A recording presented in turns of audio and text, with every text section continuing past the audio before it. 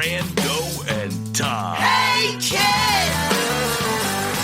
Welcome to Ball Busters, a show for fans, by fans, from who's hot to who's not, what's on the menu for the tailgate, and everything in between. I'm your host, the guru of good brew, Brando, and with me today, we've got Big T, Little Odd. Here I am. And our producer, Dirt, the Mustard Princess McCoy. What's up? It's not going to die, is it? It's never going to die. That's the only thing I look forward to for hosting is to say that. You're going to be that guy. I forgot the watermelon. You know, watermelon and mustard are so good together. Ugh. You said that last week, but we never did. We get into that? Like, what's the deal with that? I don't know. I just heard about it, and I think it's pretty awesome. That sounds just really awful. It does sound awful. It's one of those things that really does sound awful, and I can't think of how that could be good, but I've heard good things about it. Yeah? Yeah, so what is going on? There's nobody here. It's Todd, Dirt, and Brando. Yeah. The two least likely friends here. Sitting across from you. Yeah, don't think we're friends now just because it's just the two of us. Oh. I saw you making eyes at me. Not because I got you tickets to the game either.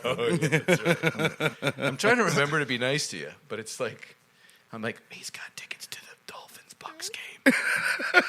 Well, you will lose those tickets if you start acting different, all right? I will. Well, I'm being nice. I like banner. I think. So, yeah, Liz is out. It's Yep. 4th of July weekend. Danny is at the Wizard of Id Festival. Yes. Something like that? It's something like that. It's an event that's being put on by the Church of the Subgenius. Like fake They're- magic going on. No, it's you'd have to. I don't know how you even describe it, man. It's really weird. It's fun. I've always had a blast with those guys, but it's definitely very weird. What was that thing? What was that battle where they would stage battles? What kind of... LARPing? Yeah. Is It's not like that. Not like that? No. All right, that's what I was picturing. No, People turning into birds and stuff, that flying sounds around. awesome. That could happen there. It sounded like, from what Danny described, it pretty much sounded like anything goes there. And they're waiting for the aliens to come back and pick them up. That's so the Church of the Subgenius. They think that the aliens are basically controlling us. I think. I don't. It's very hard to like wrap your head around all these things. But the thing We're I like puppets. about it, their preachers are the best thing you've ever seen in your life. That Like sounds these guys, like a lot of fun. Fake blood and chickens and stuff on Wow. stage, and they're preaching like a Southern Baptist preacher. Like, They're good jesters. yeah, like hell Like and the- brimstone. Yeah, This Fire- is some real theatrics. it's awesome. Yeah. And Danny mixed in with that crowd. Oh yeah. Oh, he's in man. his place, isn't he? We He played. might get lost. He might not come back and do We the played show the anymore. Devival. We played their Devival. Somebody's gonna steal 'em. Like 5 years ago.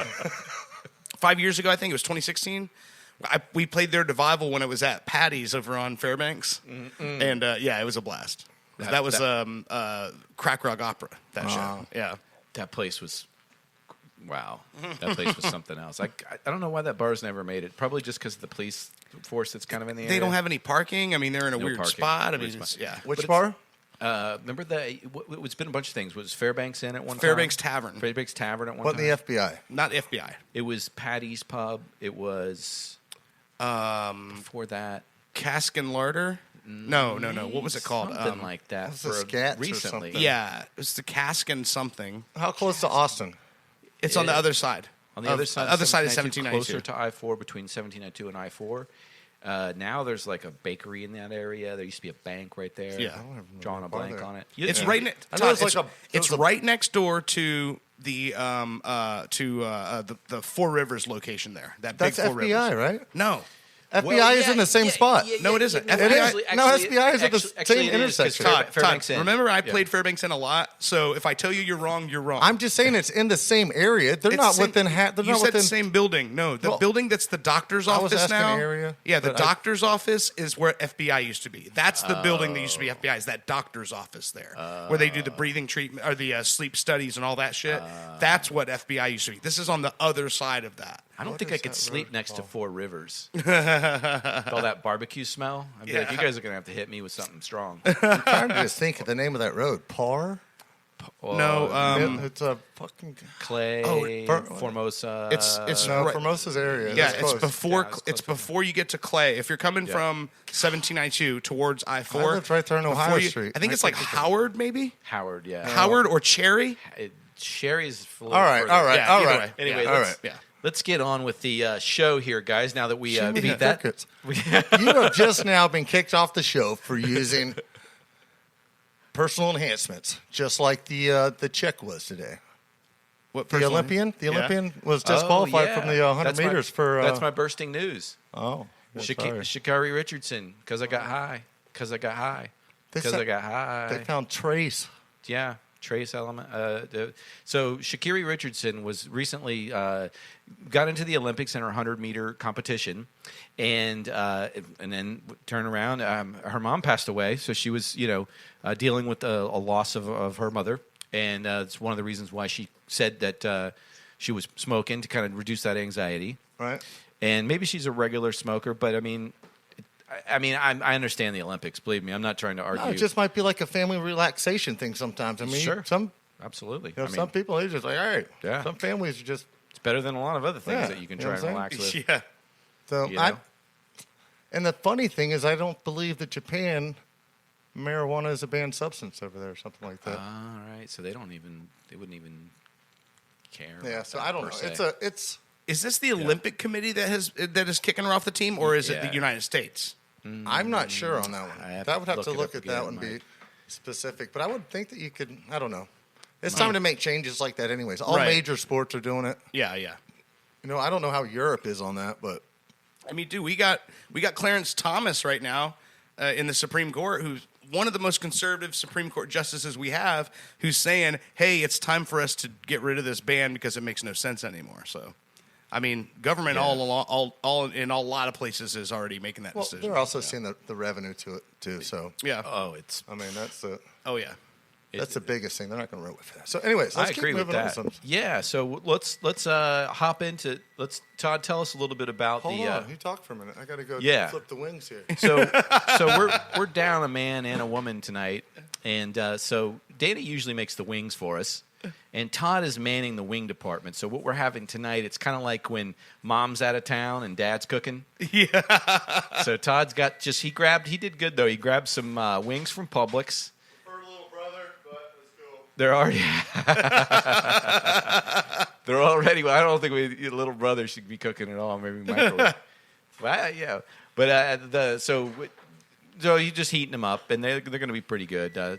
We don't have Danny. Danny. So if you guys don't know, every episode, Danny, he has a double basket fryer, and he fries these wings to perfection. So when you hear us slobbering all over the microphones and savory, it's because we can't help ourselves. I mean, these wings are so damn good.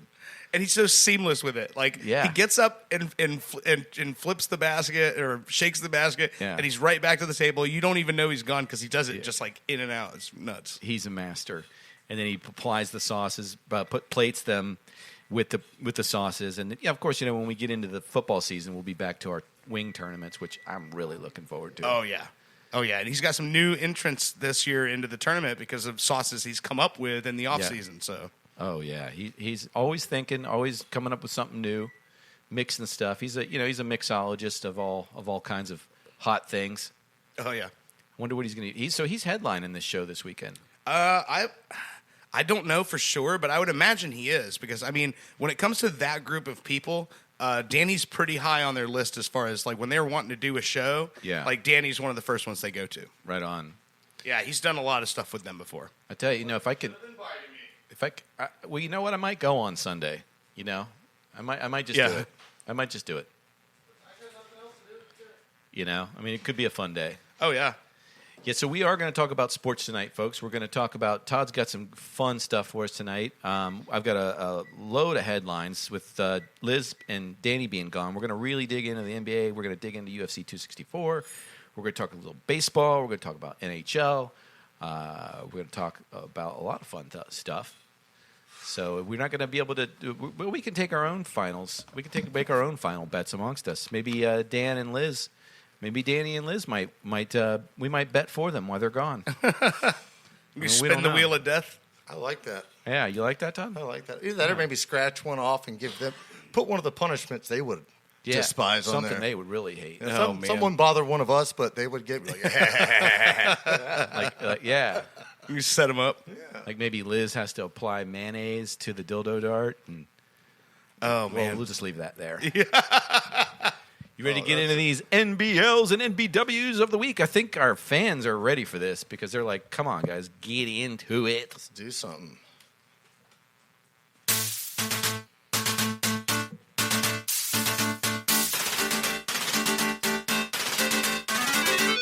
Here's Big T, Little On with the NBL and the NBW of the week.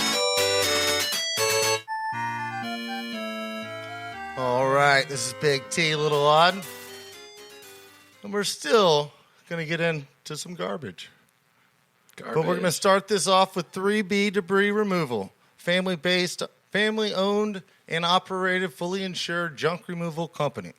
They will load and haul away any non-hazardous household items from your yard debris to hot tubs. All right, non-hazardous, all right? We've had some bad stuff in there before. Yeah, non-hazardous. Yeah, they'll do it all. They'll do it all. Don't pick up a batch of ball-buster diapers after a night of hot sauces, though, because that's not... That would be hazardous. That would be hazardous. This hot sauce would just hammered my tongue. And it like targeted my sphincter in the morning. You talking about Rocco's hot Yeah, sauce? God, that one we had to It put just do burnt with like a dime-size hole, Yeah, like like hole right in where my it hit tongue, me. Yeah. and that's all it did. It's like acid Yeah, in that or it something. didn't inflame the rest of my tongue. It was really weird. It just kind Really? of burnt a little dime-sized like, spot. Broke Oh, up man. a Duracell I still can't taste battery it. acid. Is that what he did? I Did don't he put know. battery acid in there? Maybe it was... Anyways, Because I felt really good after I took that. No, I'm just kidding. there we go. Day or Rocco night. doesn't do things like that. We would do that, though. He'll do it. He'll do it. Day or night, he'll do it right. Call 321-263-9697 or visit 3bdebrisremoval.com. All right. Moving along. Let's move along. So over this last week, we got a couple things happen in history. 1904, the third Summer Olympics were held in St. Louis. First time in the United States. Oh, cool. Oh, wow. That's pretty cool. St. Louis. Awesome. I know. That makes you think of the times, though. St. Louis Yeah. was It was a big, yeah. thriving city, thriving yeah. area. 1962, we have a Dodger future Hall of Famer, Sandy Koufax. No hits. The New York Mets, 5-0. First of his four no career hitters. No career no-hitters. No Yeah. hitters. Yeah. Right on. What's this here? All right. I like this. 1963, San Francisco Giants legend Willie Mays breaks up a classic Juan Mercal versus Warren Spain Yeah. pitching Spawn. duel. Yeah. Spawn. Homering in the 16th inning over Spawn for a 1-0 win over the Milwaukee Braves. Oh, wow. Damn. It's pretty wild. 16th inning to score one run. That's nuts. That is crazy. Yeah. I mean, you would think it was a hitter's game back then for sure. Yeah. Yeah. That's almost two complete games. Yeah, those two by the same pitchers that started it. Yeah. Oh, yeah. Can you name the defensive lineup of both those teams back then? Fuck no. No. I Kinda can get surprised one they- Willie Mays. I think Willie Mays. I'll take Must have Willie been Mays. great defensive players. Well, in you said 63, right? Let's see. So 63. 63, you would have had the Braves would have had Hank Aaron and Eddie Matthews. In Milwaukee? Yeah. Okay. Yep. You're a dork. Yeah. And then who were was that the Giants? He played for the Giants at the time. Yeah. Giants was Willie. Yeah, Willie ended his career with the Mets, but that was Giants. So he would have had shit, man. I can't. Juan Mauricio was the pitcher that was pitching for them. That's how you say it. You're correct. Yeah. Okay. Juan Mauricio and Warren Spahn. Okay. So yeah, he would have had man. Who? What? Willie McCovey. I think. All right. Yeah. Either way, doesn't matter. You're a cornucopia of useless knowledge. Sometimes. All right. 1970, Wimbledon's women tennis. Margaret Court beats Billie Jean King 14-12, 11-9 for her third and final Wimbledon singles and her third leg of her successful Grand Slam. Damn. She was But those scores She was throw a you badass. off. 14-12 and 11-9 throws you off, which tells you it went into match play, which went into, what do they call that, deuce? or not deuce, but where they come into when they it's a tie. Yeah, it's like a situation. 40-30. Then you have to get an advantage and go back and forth. Yeah. But you still have to win by 2 in that. Yeah. They went for some another. Whew, that's impressive. Marathon. Yeah. Oh yeah. I used So it to must have been watch tennis back then. I had a pretty hardcore crush on a tennis player that was she was about 2 years older than me. Sexy, just from Spain. Who was it? Well, she wasn't a pro. Steffi Oh, Graf. okay. Yeah, so I don't want to say her name on the. I got air, you. But All right. I got a lot of tennis in here. Wimbledon's going on tonight. 1988, women's German Steffi Graf beats Martina Navratilova or not. Navratilova. Navratilova. All right, you got it. 5-7, 6-2, 6-1 for her third win into a Golden Slam, which I don't know what the hell is a Golden Slam. I don't know. Like pissed on Kinda at like the a- end of it or something. Wow, this just got exciting for me. What happened? I'm paying attention. All right. I am paying attention. We're staying with Wimbledon. 1992, one of my favorite years. Well, I don't know. I think 92, I was watching a lot of TV that time. I was watching, I was stuck in the mountains. You'd have to watch this stuff. What were you? This Probably time a of year. sophomore in '92. 92? No. I was like in middle school, probably like Yeah. 7th grade, maybe? 7th grade, yeah. Jeez, you're young. Well, whatever, dude. Anywho, American Andre Agassi wins his first of 8 Grand Slam single titles, beating Goran Ivestek of Croatia. A tough one. So he lost the first one, won the second, won the third, lost the fourth set, and then won the fifth to win. You know, you said 92. And what's funny about that is, you know why it took until 1992 for Agassi to win Wimbledon? No. Because he wouldn't compete in Wimbledon for the longest part of his career because the dress code is you have to wear all white. And all white wasn't what was paying Andre Agassi's bills back then. Because remember, he had all the crazy colors and all the designs and stuff. You can't wear that in Wimbledon, so he just would never enter. That dude would rock socks halfway Dead to serious. his knees, Yeah. man. Yeah. He was pretty sweet. He was a badass, and he was actually backed it too. He was really good. He's kind of like Dennis Rodman of tennis, you know? Right. Oh, yeah. Yeah. Charles Barkley. Yeah, maybe. Yeah. I mean, I thought he was. He was, He was, but he never he was won. Pretty though, tough. so He was pretty never tough. He won, was, though. he wasn't a pushover, Right. in any regard. No, not at all. Not that any tennis player. I mean, he is, wasn't like a but- McEnroe that was just No, like he wasn't a that McEnroe. causing trouble, but Yeah. he was just a tough dude that was, Yeah. Passionate. Yeah. All right, 1994. Oh, I missed one here. 1993, NBA. The Magic decide to draft who in '93? Shaquille First, O'Neal. wrong. No, it was Chris Webber. Chris Webber, and that's then they right. traded. Traded to him. Golden State. Yep. Yeah. What are they going to do to us? I didn't think that was a bad move or a good move. I thought it was a great move. It was the Yeah. best move they would have made because Yeah. Chris Webber, when you look at what he did for the team in Golden State, Yeah. we got way more for our money out of Penny than we would have got out of him. I mean, based off of history and statistics, absolutely. Yeah. But that's not to say that he wouldn't have shined at Orlando He could for have some reason. but yeah. when you put Shaq and Penny together, you had Yeah. the combination you need to That win. was Yeah. that was a fantastic. I want to throw a combination. wrench in this, What's that? and that is that he was dominated by Christian Linkner, who wasn't very highly graded as being a pro. Oh, That was the only one person he really matched up with in all of his times. Yeah. and Linkner would get off on him. Well, yeah, Yeah. Linkner You know, was tough. I man. know, but He as was a pro, old he school. wasn't. He never dominated, but he was But very he was consistent. He was you know. old school tough with the defense, though. Yeah, he was. Yeah. he was know, serious. he was I a- mean, oh yeah. You know, like these. I mean, guys, they don't really play like that. Although we've been seeing some good banging in this. that time current season. that was the thing. You weren't really Yeah. jumping. I mean, who was jumping No. it then? Yeah. I don't think anybody was jumping. No. Right. So, all right, let's keep it moving. 2002 FIFA World Cup Final, International Stadium in Yokohama, Japan.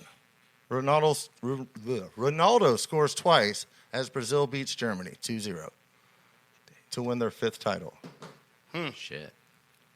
That's tough, right? 2002, Ronaldo was playing for Brazil. Does he still play? It's a different guy. All right, it's a Brazilian Ronaldo, not Portuguese Ronaldo. Yeah. Yeah. You'd recognize that the teeth, they have different mouths completely. But Ronaldo was lethal. Well, I mean, they're completely different human Yeah. beings.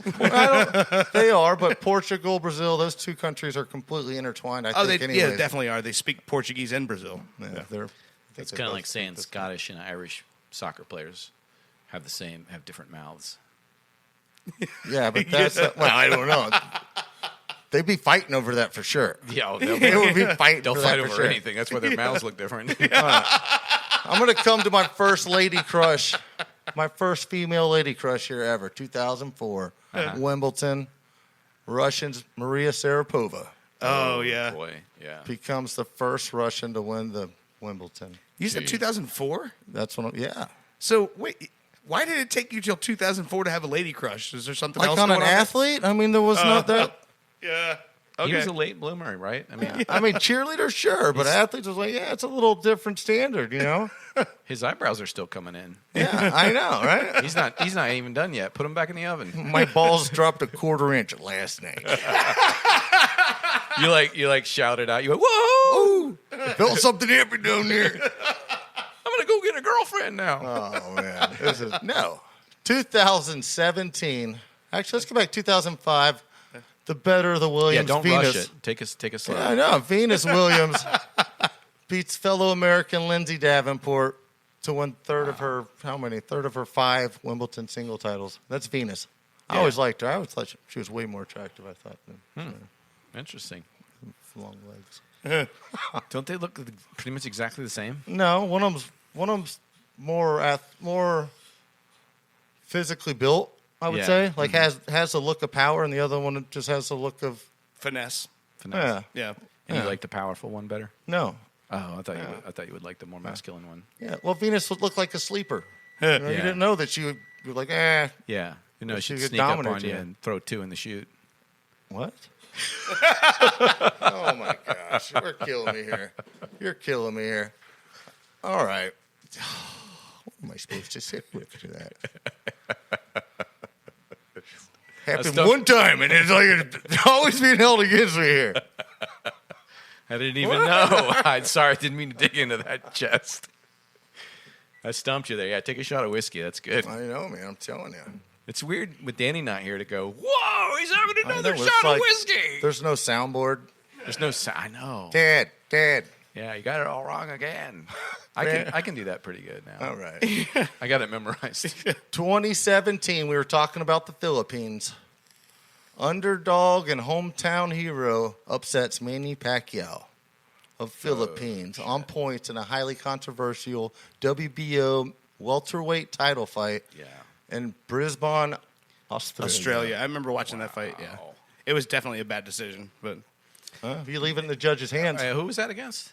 Pacquiao. Pacquiao against Jeff Horn. Jeff Horn, yeah. Jeff Horn. I don't remember that fight. It was basically that there was a lot of stuff politically going on in boxing at that point, Right. And that's what people kind of pointed their fingers at, Yeah. Because Pacquiao hands down won the fight, Yeah. And then when the cards came up, they overwhelmingly gave it to Horn.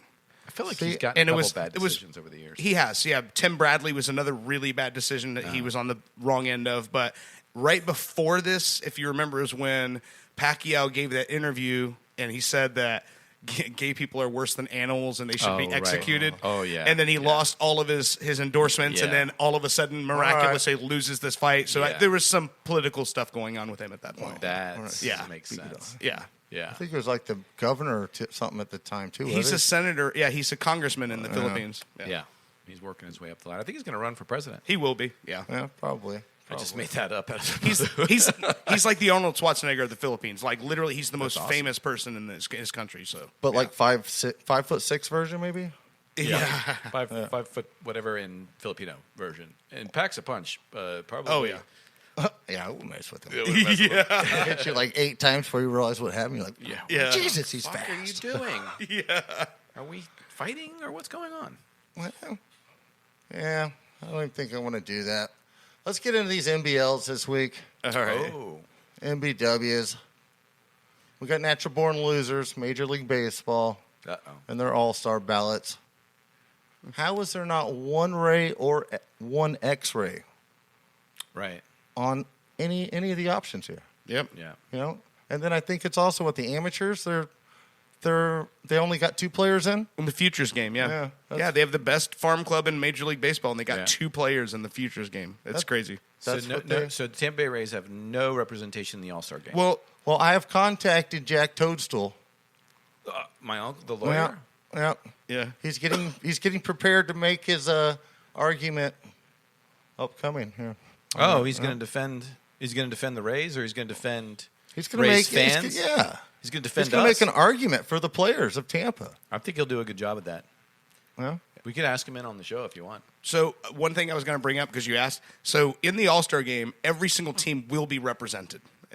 Every year it's that way. That's I know, but right now it's on the voting. So yeah, we're talking about the starting lineups. Right. So yeah. I did read about that. Obviously, Kevin Cash is going to be the manager of the American League team this year because they went to the World Series last year. Right on. But he's not going to just load it up. I mean, Yeah. there'll be at least one player from the Rays on the team. Yeah. That's But awesome. it's crazy because you've got When is the All-Star game? Three starters from Toronto are in the starting lineup, and we're talking about names, a team. Their names are. Doesn't matter. You're 3 games over 500. I understand that, Dirk, but I Yeah. still. What people want to see is what they're going to vote for. You know, Yeah, what is it? Sometimes it doesn't matter about 40% fans. What is it? 40% fan vote. I mean, how was No, Shaq making All-Star and games? 60 Because people just wanted him to be in their town. Yeah. The chance to Yeah. wander into him is like, Right. No, I get that, Jesus. but yeah, they're big stars. Mark Semien. And yeah. But the thing you were talking about, there was I guess the NBA Players Association is their agreement's coming up pretty soon for renegotiation, and one of the things they're talking about is having it be 25%. The fan vote counts for 25%. yeah. Having sports writers and Yeah. and executives be the 75% Yeah, that's because the proposal. I think that's like too they were big of a saying, it's margin, like- though. I don't think so. I mean, that's the way it is in a lot of things. But I mean, Rock and Roll Hall of Fame, that's the way it is. I know, but you still want some fan. I know, but we still want some fans' input, though. I Yeah, mean, 25% is more than enough. But the thing they're saying is that when players aren't being, you got a guy who's like leading every category Yeah, in his position, and he's he's not not in playing. the All-Star game. Yeah. They're like that's the bullshit of it. So I get it that fans who vote Well, win. right? Yeah, you essentially have scouts at that point. Mm-hmm. People that know a lot about what's going on. They understand the game Mm-hmm. that are going to be making these votes. And Right, I get yeah. that. I respect that. But I don't want to give them. I mean, at 75%, it doesn't even matter what the 25% does, really.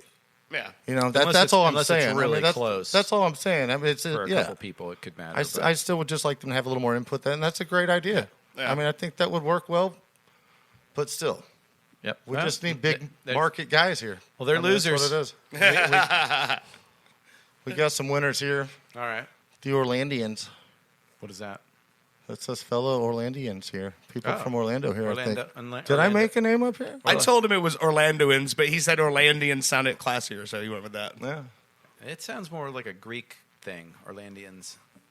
Didn't they fight the Romans? Well, yeah, all right. Tell us about that instead. I think that was the glutens.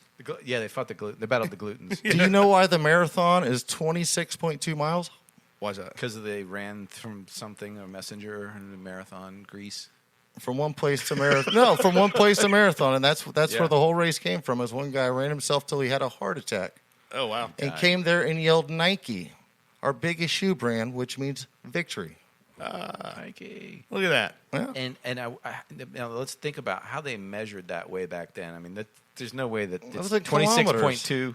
They were like, where did he die? It's Well, like right here. times 1 point. They went from the chalk outline. Hey, go get my cousin, the guy that can walk really far. It's like 1.3 something kilometer is a mile. Okay. So yeah, so they you So know, 3 miles is a 5K is actually like 3.2 or 3.1 miles, I think it is. I wonder what they probably used rope. That Oh, man, damn yeah. metric system. Made, all right. made from women's hair You're killing me. because the Greek women had. Anyways, the long hair. Europeans are coming. They're coming. Central Florida is going to have from the 23rd through 28th the Florida Cup, Oh, that's gonna be cool. which are some big clubs coming in. Hopefully, we'll get to see some big superstars. I'm not very likely of that. Maybe one or two. Mm-hmm. Maybe some super. Where are they playing at? They're playing at the Citrus Bowl or camping grounds. Oh wow. You have 23rd of July through the 28th. it's the 25th through 28th. So you're going to have Oh, so two 3 double days. headers. You're going to have wow. Millonarios FC from Colombia, Inter Milan, Arsenal, and Everton. Right on. So hopefully we can see some good superstars like Everton's Icelander, Sigurdsson, who he's responsible for the his country is responsible for the Viking clap. Is that a venereal disease? No, it's not. It's It not. sounds It's a dangerous. big war chant. Oh, it's okay. a big Viking war chant. They drum it out. Everybody copies it now. It's like the standard of stadium chants now. It's called the Viking clap. It's pretty much what it is. It's a dangerous thing. It's not an STD, though. He'll be all right. He'll be all right. Arsenal will be here. Legendary team. Oh, shit. Responsible for the Invincibles. Yeah. Henry, Bergkamp. Man, they had Van Persie then. That team was just loaded with great players. And for them to win the whole season, everything was awesome. But we're not going to see that. Maybe a Aubameyang would be a good one. And then FC Millonarios, right? From Colombia, they're probably going to win everything, I would say. Do you think the Colombians are going to take it all? Yeah, I mean, Pablo Escobar, he probably set up this whole program 40 years ago, paid for it. He's like, all right, whatever happens, Yeah. this is going to Here's the the development. outcome. Yeah. That dude was a stud. Not a stud, but he really was, I don't know. I have a hard time disliking him. Yeah. I didn't know. Who was that? Pablo. Todd's taking sides with Pablo Escobar. I mean, he was kind of a Robin Hood that got kind of out of control there. I hope we don't have any Colombian listeners. 'Cause No. that could upset some people. I don't think so. They know what was going on. I mean, that guy was a stud. I've Not a stud, but he was. I think Johnny Depp He did good too. played him. I in mean, a movie. that's my only thing is he actually did good.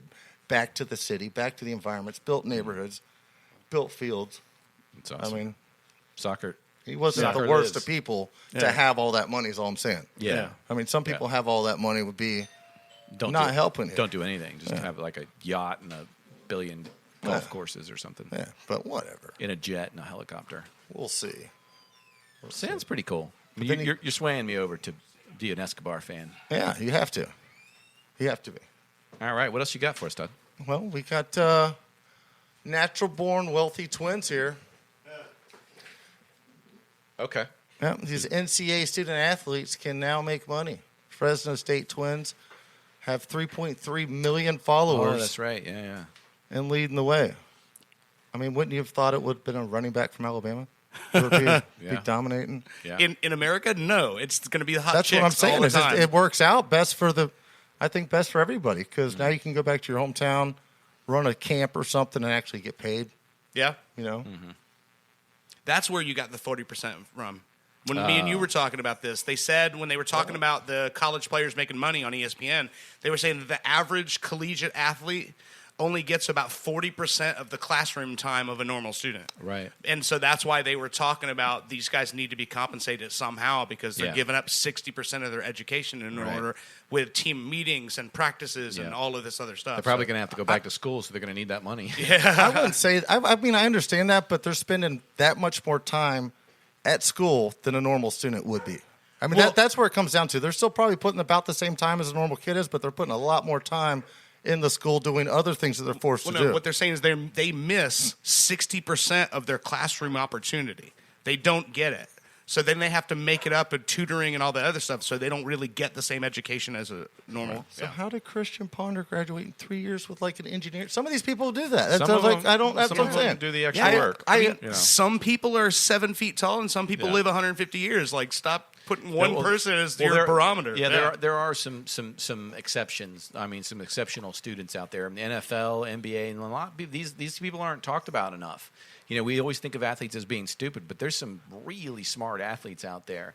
And some of them, the smartest ones are the ones that people think are the dumbest, or the ones that are Dude, kind of the craziest. Richard Sherman. Richard Sherman's a good example. Richard Sherman is like a fucking genius. Yeah. But he talks shit on the football field, Yeah. so people think he's stupid. It's Yeah. crazy. Yeah, let's stay back in college here. Yeah. Because there's colleges like UCF who jumped out in front of this months ago. Yeah. Said, hey, What'd we're they going to do? let you guys do what you want to do. We Yeah. understand that you should have some sort of revenue. We want you to go able to have some food. Yeah. And just post your face up there, promote being up there. Yeah. Free dinner, whatever. You know, before you get punished for that sort of shit. And that should have always been allowed. So you're confusing me now. They're allowed to have jobs and work. No, they They're can use allowed to they get can use their paid by image the and college. likeness. They can use their image and likeness to make money. Okay. So if they So if they they're can targeted, advertise. like these chicks are targeted so much that they have a man. Hold what on do you a mean by second. targeted? Like they have 3.3 followers. 3.3 million. 3.3 Month- million Yeah. followers. Okay. Followers, right? If it was 3.3 followers, I'd hate to see that 0.3 Yeah. guy. What was the Well, 0.3 hey, follower? Well, they just He's got endorsed. He's just got knees. yeah. They just got endorsed by Boost Mobile. and 6-star nutrition. Yeah. Okay. I mean, and to kick it off, they rented a billboard in Times Square for them. Okay. Yeah, to advertise their. yeah, I mean, trying to monetize their social media and think- everything. I think I mean, it's they're smart because 5'7", you 145 gotta learn pounds, some- smoking hot, and they're You got to learn some business very skills good basketball players too, because learn how to fend for yourself and take care of yourself beyond the if you don't. Who knows when your career is going to be over? Well, we just had a UCF player. Wasn't that a couple years ago? Yeah, that's a kicker guy. The kicker that they had. He was getting too much. He was getting too much recognition to where people were offering him money that he didn't. He wasn't able to do online something. gaming. Yeah. I think, right? No. He was just a personality. He would do YouTube silly channel. stuff. Yeah, he just would do kind of Yeah. like what the Paul brothers would do. Right. In a way, but yeah, he's a punter, right? Yeah, he was a trick shot punter. Yeah. Oh yeah. Yeah, he's still Yeah. on. I still watch his videos. Like he does some. Yeah. He does some cool stuff. So, like with the way that this new decision that was made, a guy like him wouldn't have been ineligible. He'd still Right. be able to play. You know, yeah. It's crazy. Yeah. Well, he wouldn't have to make the decision. Do I play football or do I go to something where I can, start my career? Make money for myself, right? It's also going to help him plan for being responsible businessmen. Yeah. I don't see it as bad or good. kind of like Fred Blitnikoff, Who's that? What? Oh, you're talking about the the Oakland Raider that Oakland Raider. He was. He's Florida State first, though, man. Come on. This is before he turned into that. that was one of my favorite parts of the show last week. when Liz laid him up. So on I the- follow Russian ballet. I mean, I'm sorry. I'm sorry. I'm sorry. You're killing me. So my question is, which one is going to end up on Fans Only first? Oh, man. Hannah or Haley? Wow. Oh don't man. know. Probably Well, which college athlete is going to go to that Yeah. first? Yeah. whoever it is What are probably the gonna- limits going to be on this? probably going to make a lot of money. Whoever does. Is that an LSU Tiger cheerleader? That's Still in war paint? Oh, I've always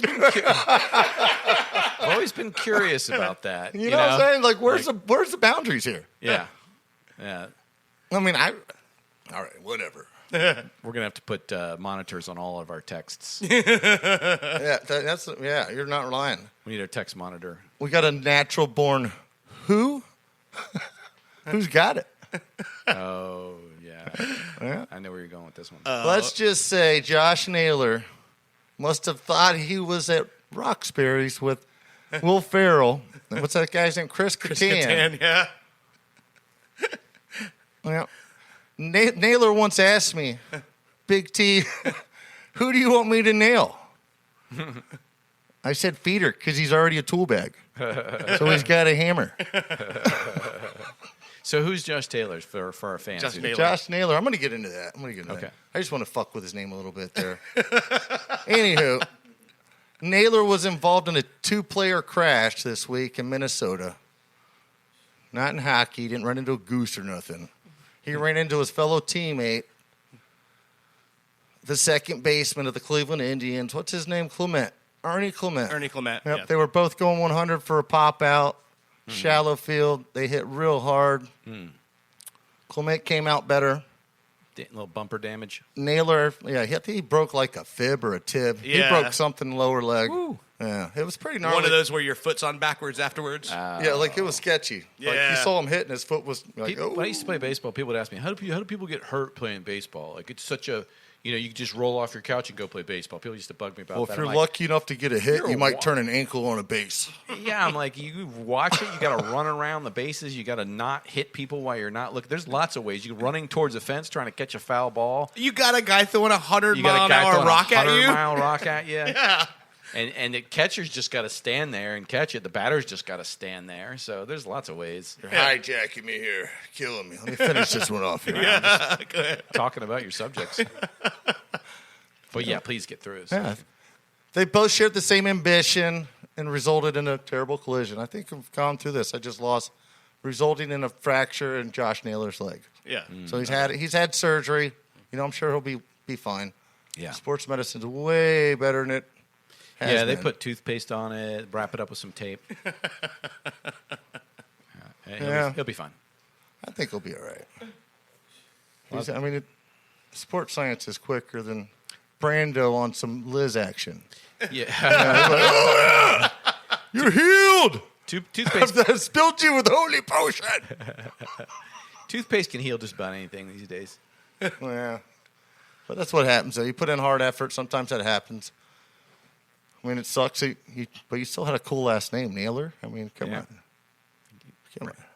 Ernie Clement, I feel your pain. I'm responsible for breaking one of my good buddies' legs pretty hard. Smashing him off a ladder from like 12 feet. It was terrible. Sounds like a bad thing that you You did. know the worst part of it?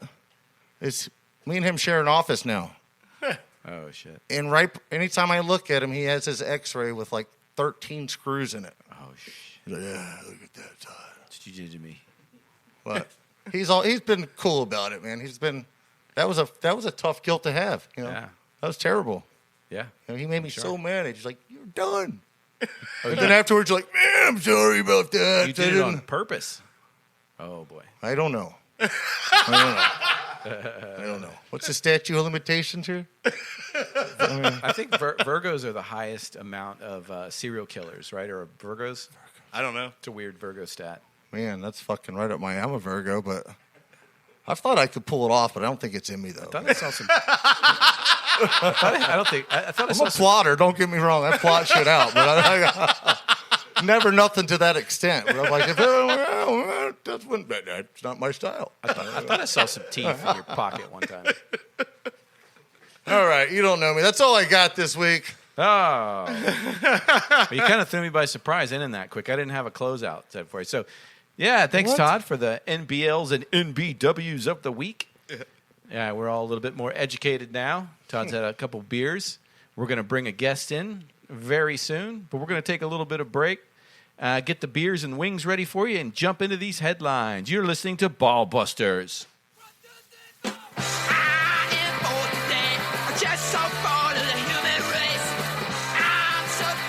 You're listening to Ball Busters.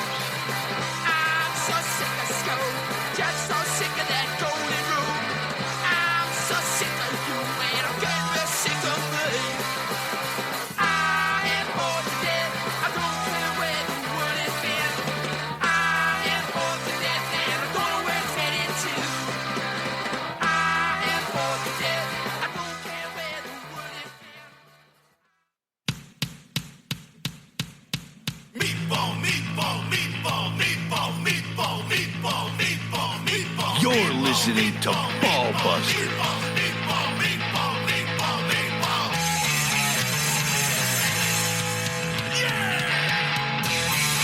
Welcome back to Ball Busters. Thanks, fans, for staying with us. Ready for meatball spaghetti. So, as you can see, we always lead into this segment with a food song. If you've wondered why meatball spaghetti and Lisa Pizza, the other song. And speaking of songs and songwriting, we got Mad Illz here tonight. Danny's gone, and we had a guest. Just want you guys to know, and want your fans, most of the fans to know that the Ball Busters are deep. We're deep. We got deep balls.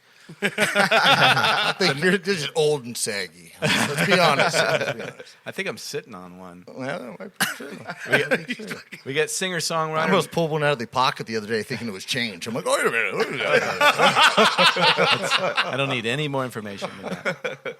Thanks for joining us tonight. And thank you guys for having me. And for your congratulations on some recent awesome news. You want to tell us about it? Yeah. I recently just signed with a label out of Brooklyn called OMG under WhoMag, and that's distribution through Sony Orchard. So cool. I'll be releasing a lot of my new music through their portal with the help of OMG. It's going to be a pretty fun time. Right on. Yeah. Where did you start at? In Orlando, here in Orlando. I know, but yeah, so I'm just curious. I mean, how long ago? How long you been working at this? That's where I'm coming at. What made you want to do this? Just wanting to write music. Just at first, it was just rapping. It was since I was in middle school.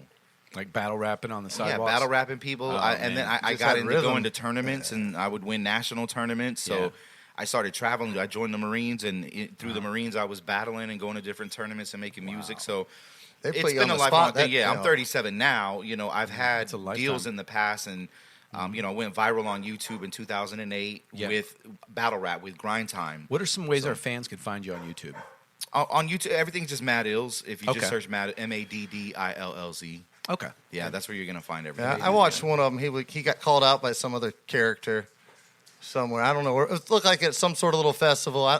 I wasn't Yeah, sure. so- It picked yeah, up. And Oh, that was the one. Remember? You were Disaster, coming- yeah. Yeah, you were coming through with your backpack, and that one dude decided just like, Yeah, he's considered like one of the greatest battle rappers, but like I don't know, he interrupted the cipher and thought like he was gonna like take over.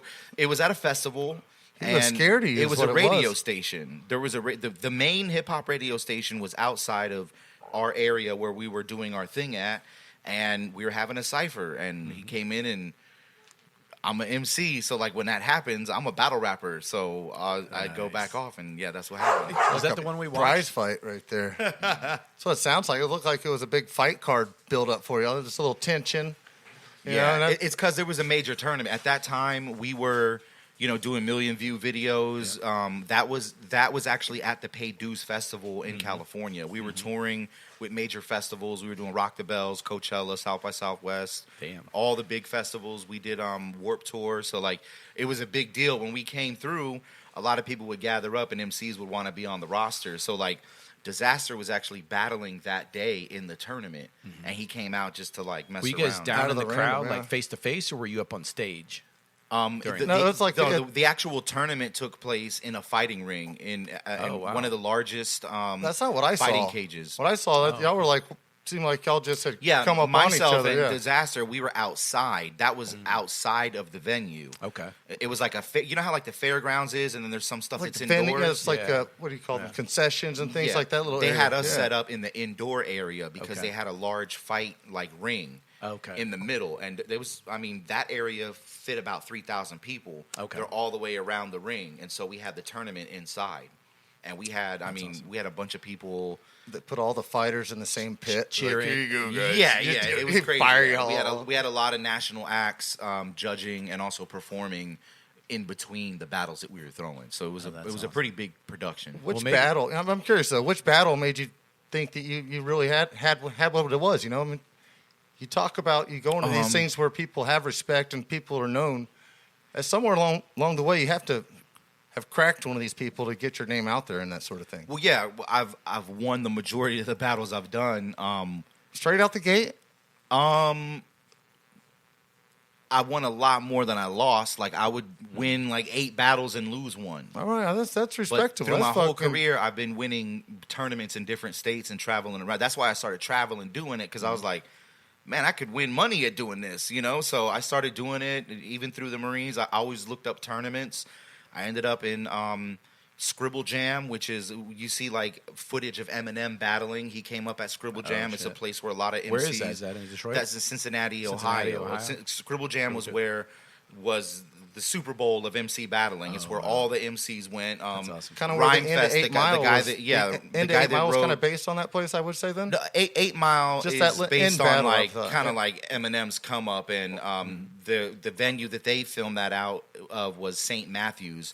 That's a very famous venue in Detroit. Okay. So, but this is in Cincinnati, Ohio, where Eminem would travel to. All the MCs that were battling during that time, during that era, were Hot like spot. trying to go there. So that was like 98, 99. That was happening. I got to Scribble Jam 2003 and battled all the way up to 2008. And I made it to the final tournament every time. So there was always a 32-man prelim one day, and then the next day there was another 32-man main event. And only like the top 5 from the prelims got to the next day. The rest of everyone had to go home, and everybody else in the tournament were already established artists. So it was like a prestigious. So what if the three tournament. of us, Todd, Big T-Lo Rod, the guru of Not Good quick Brew, with the Brando, words. and our producer Dirk McCoy? I mean, what would you do to the three of you? Just shred. You're like a ninja. Yeah. We would So just. He's already been It picking comes on to me the for a point- while mentally. I've been seeing him over here. I've been watching him. It comes to the point, like, as a battle MC, when you're going to these tournaments, you're always in this mode where you're picking people apart. But when you find out that you're good at it and you're winning, Yeah. then it becomes like, I go to these places, like, hungry. Like, It becomes an art. Man, And, it's- Did you That- play like- first baseman? Were you first baseman? I was a pitcher. Oh, well. that makes sense. I would think, first baseman catch for them more like the sense than super first shit baseman. talking spots. I think. I was a pitcher. I was a pitcher in baseball, shooting guard. Okay, that's a basketball. Yeah, that's a game spot there. We're going to be talking pitching and baseball in just a minute when we get into these Oh man, headlines. I had a buddy. I'm sorry, I had a buddy that was just he was a master shit talker. Like if you ever fucked with him, just being a smartass, even being your friend, he would be quick to just rectify that. Be like, man, you have you have no momentum. A lot of these guys, everything you just gained at Crush and got like everybody else. That's battle rapping. I mean, it's alpha male. It's quick wit. Like you gotta know how to assert yourself in the city. You know what I mean? I watched a little bit of your stuff. It was fascinating. Thank you. I just think it's amazing how you get thoughts out and. We're going to get into these beers now, guys. Yeah. So this Just part of being the a comprehensive this part of the sentence segment, is we quite do amazing. wings and beer, and so we don't have Danny here, so we just got some wings that Todd heated up, as we told you before, and we got Dustin Poirier's hot sauce. So we're going to dig in. We're going to We start. got some hot sauce. So if you want a wing, you can grab one Yeah. there. There's a bowl to mix some hot sauce in if you like, and there's a plate. So these are just public, help non-breaded wings. We don't have Danny here tonight. It's kind of like Mom's out of town, So this is, and we just Uncle Clark is cooking. Uncle Clark is cooking. Yeah, that's Dustin Poirier's sauce right there. That's know the who that is, that's the right? Diamond Dustin Poirier. We're gonna be talking about him in just a minute. So the first beer of the night tonight. So what we do, Mad Illz. Is that how? Just yeah. Okay. I've never had an the opportunity. Mexican goat. The You Mexican know, The Mexican goat. The Mad Mexican Ills. goat. All right. Whenever you're trying to, if Chicharito you're trying to over break here. it down to one syllable, I just say Illz. Illz. Call it Illz. Illz. Yeah. Ills. Yeah. All right. So this is Amber Has Two Moms, and this Yeah. is a beer brewed by Sun King Brewery. It's an American amber ale, So there's no testosterone in that beer? and this is Indianapolis, Indiana. Is that what it says? I don't have Liz here to read it either. So, but anyway, it's Amber Has Two Moms. Cute can. It's got two ladies with a child, so it's a modern day family. It's an American amber ale with a beautiful red hue, kind of like Todd's hair. You brought that just for Liz, and she's not even here. I did bring this just for Liz, and a rich caramel, which I often do. I like to bring beers for people other than Todd. Yeah, I never get new gifts. Yeah, Right? every once in a while. Sometimes we don't even give him beer. So That's why I bring whiskey, so host, don't worry. the host always pours his beer himself first. It's kind of like the air mask, the oxygen mask on the plane. Gotcha. That way you got your beer and you can serve the rest of everybody. I would have poured those. Right. So this is Amber Has Two Moms, and we usually just kind of shoot the shit and we'll get into the Do you know what headlines. Amber's mom's names are? No, This is I don't. important. I don't. That is good. important. It's like a riddle, though, right? I mean, if it's like Roseanne and Melissa McCarthy, you're like, this kid might be kind of crazy. Yeah, this kid could be a comedian. Yeah. So, Todd just mentioned two really funny female actresses, and thought about if they had a kid, that their kid might come out also a crazy comedian, which I guess that makes Name sense. Amber. Because, It's possible. possible. So what do you think of this beer, Illz? I like it. Pretty mild. Yeah. Yeah.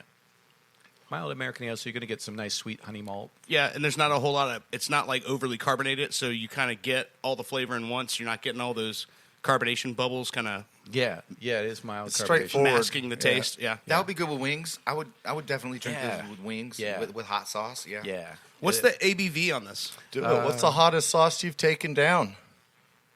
What's made you get ill, Ills? I don't know. I mean, I'm Mexican. My grandmother's made some hotter stuff than I've tasted from anybody. You know? She, like I I didn't even have a garden. You're like, I can taste some pretty hot stuff. But I don't know. I haven't been there yet. haven't turned down anything. I know that.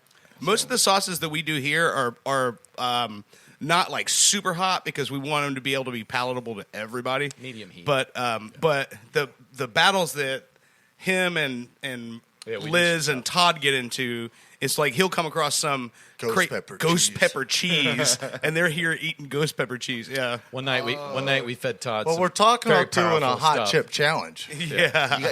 I gotta come back for that. Yeah. You wanna, Oh, well, Yeah, I'll jump in on that. you'll be a Yeah. participant? Yeah, Yeah, absolutely. for sure. All right, We perfect. got some people coming. Not a lot of people are willing to do that. Like, you see people, it hurts them. You're like, I think that's fun. I'm like, Yeah. let me see where can I'm I at. handle it? You did say you were a Marine, right? Yes. Yeah. So I'm not sure the ABV. I talked about breaking the guy's leg. I'm not sure What the the- ABV on this beer. To answer your question, Dirt. Yeah. But generally speaking, an American amber ale is going to be around 6%. Okay, so it's sessionable. You could drink this for a while. Yeah. I mean, American beers are kind of hard to gauge because the amber style does have a range from like roughly 5% to 7%, generally speaking, when you see an amber. Yeah. But with American beers, man, it could be an imperial amber for all you know, and it could be made so smoothly that you're just hammered on. That's the thing about craft beers. I know, but I feel like I need to know what the refrigerator life is on this thing. How long is this thing going to live in my refrigerator to where I'm back in the mood to have this drink again? Okay, yeah, sure. I know. And what he's saying is like if you buy, let's say, a 4-pack of this, then he might want to have one of those every month or something like that. And Todd, you would probably finish all these in one night, but generally speaking, to answer your question, when I get on a run, maybe the bottom of the cans are printed with the born-on dates. Yeah, and usually you're going to go about 60 to 90 days out from that. Okay. Now that doesn't mean the beer is going to be bad. It just means the flavor may have altered. It's not what the brewer intended, so you don't want to drink it like that. But is again, it one of those beers that you would drink that's been riding around in your toolbox for like 3 weeks and be like, yeah, you don't want to. Why not? There's no beer that you improperly store that doesn't exist. Yeah, it's like improperly storing bread. You don't do it. So, but yeah, I'm telling you though, I'm not surprised that you don't have a challenges sometimes. A connoisseur's cooler in your pickup truck. Found this one underneath the floorboard. A connoisseur's cooler. So this is Dustin Poirier's a hot sauce. hot sauce. Yeah. That's the he's got a couple of different types on his that he sells, but that's the Louisiana style. Speaking of Dustin Poirier, let's jump into these headlines, Dirt. What do you say? Yeah. All right. Let's get it on. Down, down, down.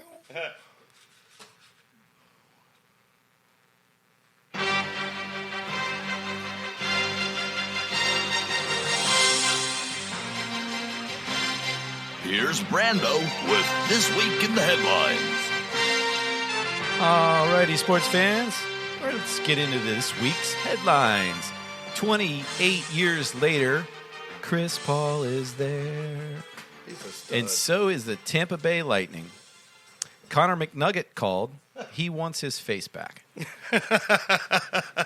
Diana Taurasi of the Mercury Stars hit 9,000 points in Liz's night. I get to say it, Tarazi. Tarazi. He's got one right. He got a name right. I love it. Well, I'm going to have to jump on it when I know it. There you go. Make you're coming back. Blue 22. Curse. Brady and Mahomes on the cover. And why Brady will lose to Tua Tunga Viola on October 5th. I don't think that's his name, but can we start with Brady? Because that upsets me that you started with curse. To say Tua's name correctly, you just say Tua Tunga Viola, and it's close enough. No one's gonna go like, you said that wrong. I think Tua's good enough. Everybody knows who Tua is. Yeah, that's close enough. Like they said, let's jump into this Diana Taurasi. Taurasi. Okay. Yeah, 16-year veteran Diana Taurasi scored 25 points and became the first player in WNBA history to score 9,000 career points. Wow. Yeah, she's 36 years old. So she's been holding the record for a while. 39 years old. Holy cow. In points because she didn't break any league records, but she broke first woman to hit 9,000, which is right. DiMaggio putting a new stamp out there pretty much. Yeah. She's been around. You've heard her name for a long time. She dominated Kentucky or UConn, wherever she was at. Yeah, where'd she play college? Had have been UConn when she came up. UConn was just a dominator. When is the WNBA finals? I was going to ask be like Liz that. I thought it already happened. No, they're playing now. It'll probably be like September or so. Yeah, so the two closest other athletes, female basketball players to get that close was Tina Thompson and Tamika Catchings. They were at 7,488 and 7,380. So she hit nowhere near. But she's been in the league for like 16 years. Yeah, I know. She's like Reggie Miller. It took Reggie Miller 13 years to make the finals. She was drafted first overall pick in 2004 from UConn. Yeah, makes sense. After winning 4 college championships at UConn. Wow. Yeah. Probably. I mean, that time, UConn... She played there all 4 years, 2000 UConn 2004. did not mess around at that time. UConn women, the Husky women are they're the standard of U.S. women's soccer for the rest of the world. Yeah, she's 6 feet tall, 163 pounds. Oh, she's also a international player for Istanbul. Istanbul. Oh, wow. Yeah. Is that oh, yeah, I don't know. Like Lithuania area, I think, or something like Is that. it Russian area? I think isn't it part of the former Soviet Republic? I don't know. It's one of those areas over there. Yeah. Anything with those kind of IAs or the. Yes, it's one of them areas. Yeah, Over there. People aren't listening to us for geography. It's cave. They Western European. We'll go with Western Europeans. All right. we'll get some of their hot sauce and talk about that because that's something we do know. Albania, right? That's about right. That's about right. So Chris Paul was there with 41 points. He played so hard, talked so much trash, he actually got shoved by Patrick Beverly. That's not a shove. That was a cheap shot. And Patrick Beverly got ejected. Did you guys see that? How did Yeah. he get ejected after the game, though? He, Wasn't that after the game that happened? nah, well, the game was kind of over at that I point. thought that was like at the end of the game. But he They were still got walking ejected. over. That's how I saw it. I read about it and I just saw the little ESPN thing. Yeah. And it looked like game was over. Everybody's high fiving him. His teammates are all around him. Now nowhere Beverly just walked by. I was like, Man, just walked by. I shoved was like, fuck you. Like Yeah. This- he gave him a hard hit. Like I'm like, oh, whiplash. Man, Chris Paul is jack such a him up. master shit talker, and so is Patrick Beverly. So Well, those he's got the stuff to back it up, though. Those so, two I have mean, been going at it, just going at it all game. And Chris Paul just drained this it looked effortless three-pointer. And as he was walking by Patrick Beverly, he said something to him, but it was one word, whatever it was, and it just like lit his face on fire, man. And he was like, whoa! Oh, they had a word. Like- and they had a word And then that he just shoved him. Oh, well, he had a word. I'm gonna. Yeah. And he had gotten technical. Chris Paul Chris Paul is a master, man. He'd be good at this battle. I need more defense. You better call security. You can't stop it. I could just hear it. Part of the word was security. He said walking by. Like, oh, man. You need more people to guard me. You know what would be really funny? How you do like Logan Paul versus Floyd Mayweather? What if you did like Chris Paul versus Matt Illz? You know what I mean? Like celebrity battle rapping. Chris Well, Paul's there- Reggie Miller would be a better one. Yeah. There's a Chris Paul, point you know. where like battle rapping gets so popular that there are celebrities that start trying to do that. So that's that's been happening. It's like a thing that is happening. That's cool. Yeah, and it's even. I like been that in- better than yeah. Yeah, well, your style of music Boxing. fits with basketball. Basketball is all about one-on-one battles, breaking somebody down. You might not have the best stuff, but I'm gonna find you somewhere in there, Yeah. and find a way to beat you.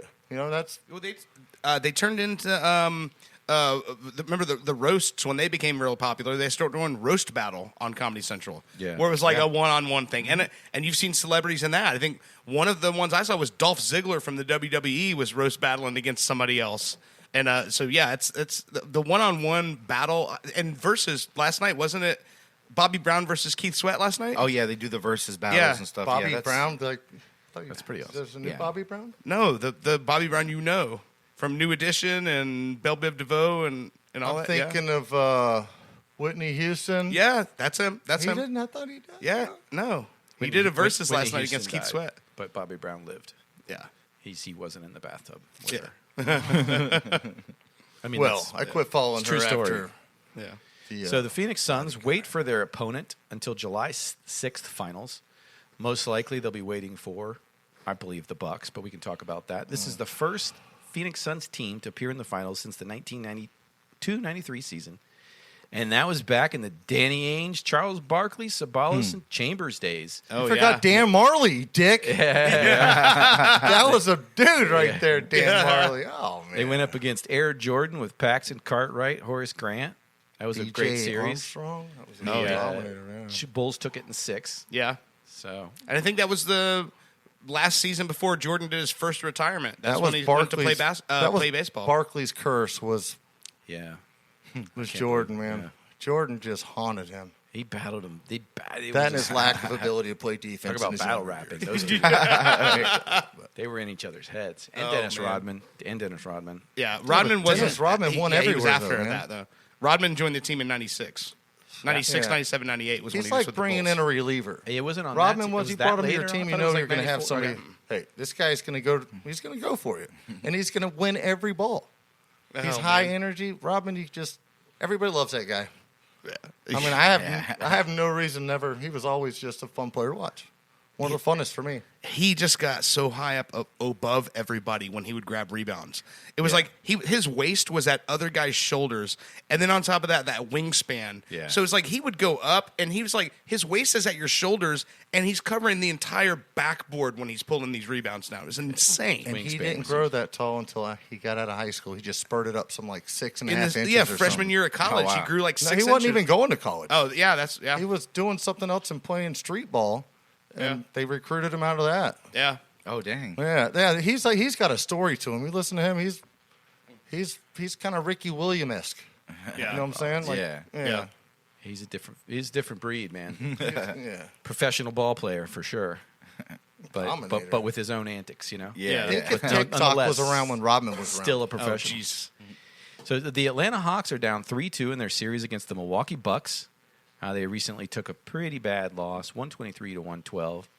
The Bucks had a really balanced approach, spreading their points across the board. Lopez had a big game. Middleton had a big game. Drew Holiday had a big game. Bobby Portis had a big game. Mm-hmm. I mean, they really took it to the Hawks, and the Hawks just didn't have an answer for them. Well, they did what they had to do because if they didn't, Giannis would be playing next game. But it's this. Giannis probably not going to play Game 6. He's going to rest. Now Well- they're forcing Trae Young to come in and defend that Game 4 win. So Trae Young's going to come in and have to play here next one. Atlanta's going to win. The announcement today was Bucks that is gonna be Giannis tough. might play, that the MRI wasn't as bad as they thought. So you got an injured Giannis versus an injured Trae Young as far as your two stars go. But coaching, Neither one of those players are really going to be able to offer much. I still think you're going to see the same Atlanta team come out against the same Bucks team. And I think you got a better team with the Bucks. No, I don't think so. If Trae Young plays, I think that team is completely different. The Hawks are just when Trae Young gets going, he can sit there and limp down there, and the rest of the team will play defense really hard, so he can cherry pick and sit down there. Yeah. I mean, he's that kind. He's like watching a But- wounded Isaiah Thomas kind of in a way. But with- like but you with that know hurt he's going to foot, bring he's- the game. Yeah, but so much of his game is beating the guy off the dribble, getting around him. Yeah, but Giannis can't hit setting a up stuff. three-pointer. He's I just don't as know likely that- to hit a three-pointer as Ben Simmons is to make a free throw. Yeah, I don't see Trae Young being able to be effective enough. I mean, Honest- he might. I'm going to guess 15 points. They held him to 15 points in Game 2. I think they can do it again. I just don't see Giannis playing. Oh yeah, he might. I don't see him playing this game. I see him resting. Let him come back to Milwaukee. Let us make some more money too. Yeah. The report. Let us get into a Game 7. We need this. We need to build it up. We need to let that other team get cold, You just and don't we're want- going to come into the you just don't finals wanna hot. lose your triple bet. I think the Suns are going to win it, but I think the only way you're going to beat the Suns is you're going to have to jump on them. You talk about the finals now. Yeah, finals. You Okay. just whoever goes there, you're going to have to jump on the Suns quick Yeah. and push. Suns I Bucks just- is going to be Suns awesome. are hot, man. That's my call for the finals. Suns Bucks, you yeah, think? I think the Bucks are going to close it out tomorrow night. I mean, either way, we're going to have a finals of teams that you have not seen in this position in a very, very long time. The Hawks have never been to the finals. The Bucks haven't been to the finals since Lou Alcindor was their center, Kareem Abdul-Jabbar in '71. Right. So you're talking, and the Suns since '93. So I think it's cool as shit to see teams that Bursting aren't the news. teams that Yeah. get that And the driven Hawks, down your throat all the time. Nobody thought the Hawks were going to Yeah. be here. Bursting news here. I just got a text that Liz and Danny are willing to forego a bet here. So Oh. Liz is going to take Atlanta. Danny's Okay. clearly going to take Milwaukee. So Okay. somebody's getting punished next week. What are they betting? Roll the wheel. Wheel of Oh, it's a Fortune. spin of Spin the wheel. Yeah. Should we spin it now so they know what they're in for? Sure. Or should we? We haven't spun Or the- should we build up? Well, let's crack this next beer.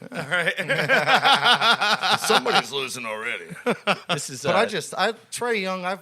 He's this is impressed me all season. This is Dead Lizard Can I Brewing. talk about this guy for Well, a second? I just I know, announced I that know. I'm going to open the beer, so stop, and then you can talk again. All right. Dead Lizard Brewing Company, Trippy's Red IPA, and if you guys can take a look at this can, Oh, that's pretty cool. Yeah. it's right. like Isn't my it hat. appropriately named? It's got like a totally cool looking lizard Red rat. in a. It's not a rat. It's a reptile. In like a I don't know reptile. shirt see with scales. pants. Very cool looking. That's not a rat, Todd. There's no. Anyway, Todd doesn't know the difference between a rat and a lizard, but nobody's surprised about that. It's a 7.9% India Pale Ale. This is made by Dead Lizard Brewing Company. Great name for a Florida brand, right? Dead Lizard. I picked this up at Sunseed Market in Cocoa Beach, which is a little natural foods market that's got awesome stuff, great beer. all your GNC needs. Go to Sunseat, take a trip to the beach, go talk to Sean. I was in He'll Cocoa set you up. today. Oh yeah, you Like should stop on. King Street and King and US 1 maybe? Cool. 520? All right, that's great. So Dead Lizard is vegan-friendly brewing company, like most beers are. So anyway, let's crack this bad boy open. All right. Todd's like I know, but I will say finished about Trey half Young. his bottle of Jack Daniels since we've been. Trey Young has been super impressive. has Atlanta been. was called. They were done at All-Star break. Yeah. They fired their coach. Everybody's like, I don't know what they're doing here. What are they doing? They bring in Nate McMillan. Nate McMillan goes against everything he was ever taught. Was to slow the game down. But he's like, yeah, these guys like to run. Let's play with them. They got that college attitude. Let them go. Yep. And Nate McMillan, he just let them run, let them push the pace of the game, But and they score. They make the game, but and they've been super I fun.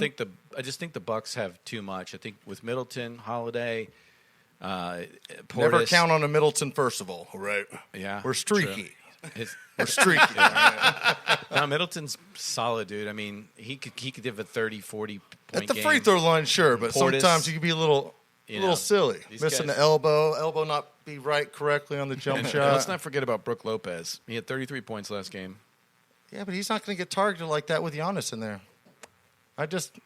I'll give 30 points to Lopez every week, every game. He can take it to Giannis, especially with an injury. Let him have that. He's huge. He's like 7 feet I tall. know. The guy will have a heart attack by 25 minutes. Do you know how big that dude is? Yeah, he's huge. 7 foot. He's not playing the whole game.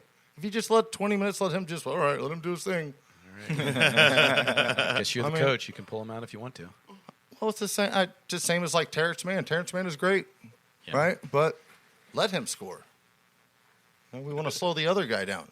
It's about slowing the other guy's streak So you're down. going for the Hawks. Well, you have to. Yeah, it's your bet. I don't have to go for the Hawks. Well, I do it now, but I do. I'm going with the Hawks. Okay. Trey Young has been impressive. Yeah, he's he's been the most not gonna be exciting playing, thing but- since Allen Iverson for me. Okay. He has. I mean, he is a lot like Allen Iverson, Yeah. but not selfish. Like he's able to sit back and be like, "Hey, I'm not feeling my stuff. You go ahead and do your stuff." But then when he needs it, he can Yeah, he's sit back and throw it from anywhere in the park. Yep. I mean, So Connor McNugget called, and he wants his face back from Dustin Poirier. UFC 264 is upon us. We have a great card coming up on July 10th. The headline fight is a 5-round rubber match between Conor McGregor and Dustin the Diamond Poirier. In the last matchup, DDP gave Conor a biscuit and a soda to take a nap. He straight murked him. He did. And I think he had some then- hot sauce on the end of that right hand, though. I mean, it was like, "Here's my signature sauce, bitch." And then right after that, he said, and this was in the most recent little battle they had, he said, you got all the money in the world, but you can't buy heart. And I think that was a pretty awesome quote. That is great. So we're also going to see Stephen Wonderboy Thompson match up with Gilbert Burns in the 170-pound weight division. That's going to be This crazy. That fight's over. This is not a title fight. Yeah, it's but- a setup for Usman fight. But I think. Burns is a plus 120, and that's why I want to see Thompson win this fight, because I want to see him get a chance He's to not fight going to Usman. touch Thompson. Thompson's going to sit back and batter that cat. Yeah. Sorry, I know, so. but we should still. I want to. Yeah. No. I mean, we're Thompson's talking my about- guy. That's yeah. that's my top favorite fighter. I'd like the to guy see. got bashed in the face out with Woodley. Yeah. Turned it over after. I mean, the guy is hurt. Yeah. And he helps Woodley up. Hey, man, thanks for whooping my ass. Yeah. He's a nice guy. How do you feel about that, Illz? I just think if he gets taken to the floor, it's a different story. But like That's my Burns fear. is really aggressive, so I'm thinking he's going to come out right away. And if he overwhelms Wonder Boy, then that could happen. But if he's able to sit back and do his karate and pick him apart, then of course, Yep. I'm Burns going. Burns definitely has the wrestling advantage, and it's going to be a challenge for Wonder Boy to stay away and not get in a takedown situation, because if it does go to the ground, there is a good chance that Burns can. His fight IQ is super high. Yeah, so there's a good chance he can submit Stephen Wonderboy Thompson. Good chance. Burns is high jiu-jitsu. Yeah. Wrestling, I mean, Black belt. it goes with it. I mean, Yeah. takedowns go with it. But Yeah, Man, Burns, Wonder Burns Boy- is jiu-jitsu, Wonder Boy, man, been doing karate his whole life. Karate covers everything. It covers a little bit of judo, a little bit of silly jiu-jitsu. He's got decent takedown And defense. his brother-in-law is Chris Weidman. Do you think he's not learned to wrestle? He's been going up there and training with George St. Pierre and those boys up there. He trains with Weidman and George He's St. Pierre. learning. He's learning the things how to get away. Definitely learning. And he's like, man, that's like catching a you greased just up saw how he cricket. You're not going to catch that cricket from Tyrone Woodley so many times. I mean, if he can stop takedowns from Tyrone Woodley. Now Tyrone Woodley did get the better of him in that match. He's that was such a close yeah, but his jaw was compromised. When Pettis showed that he got beat up for 4 rounds, and Pettis landed one Superman on him.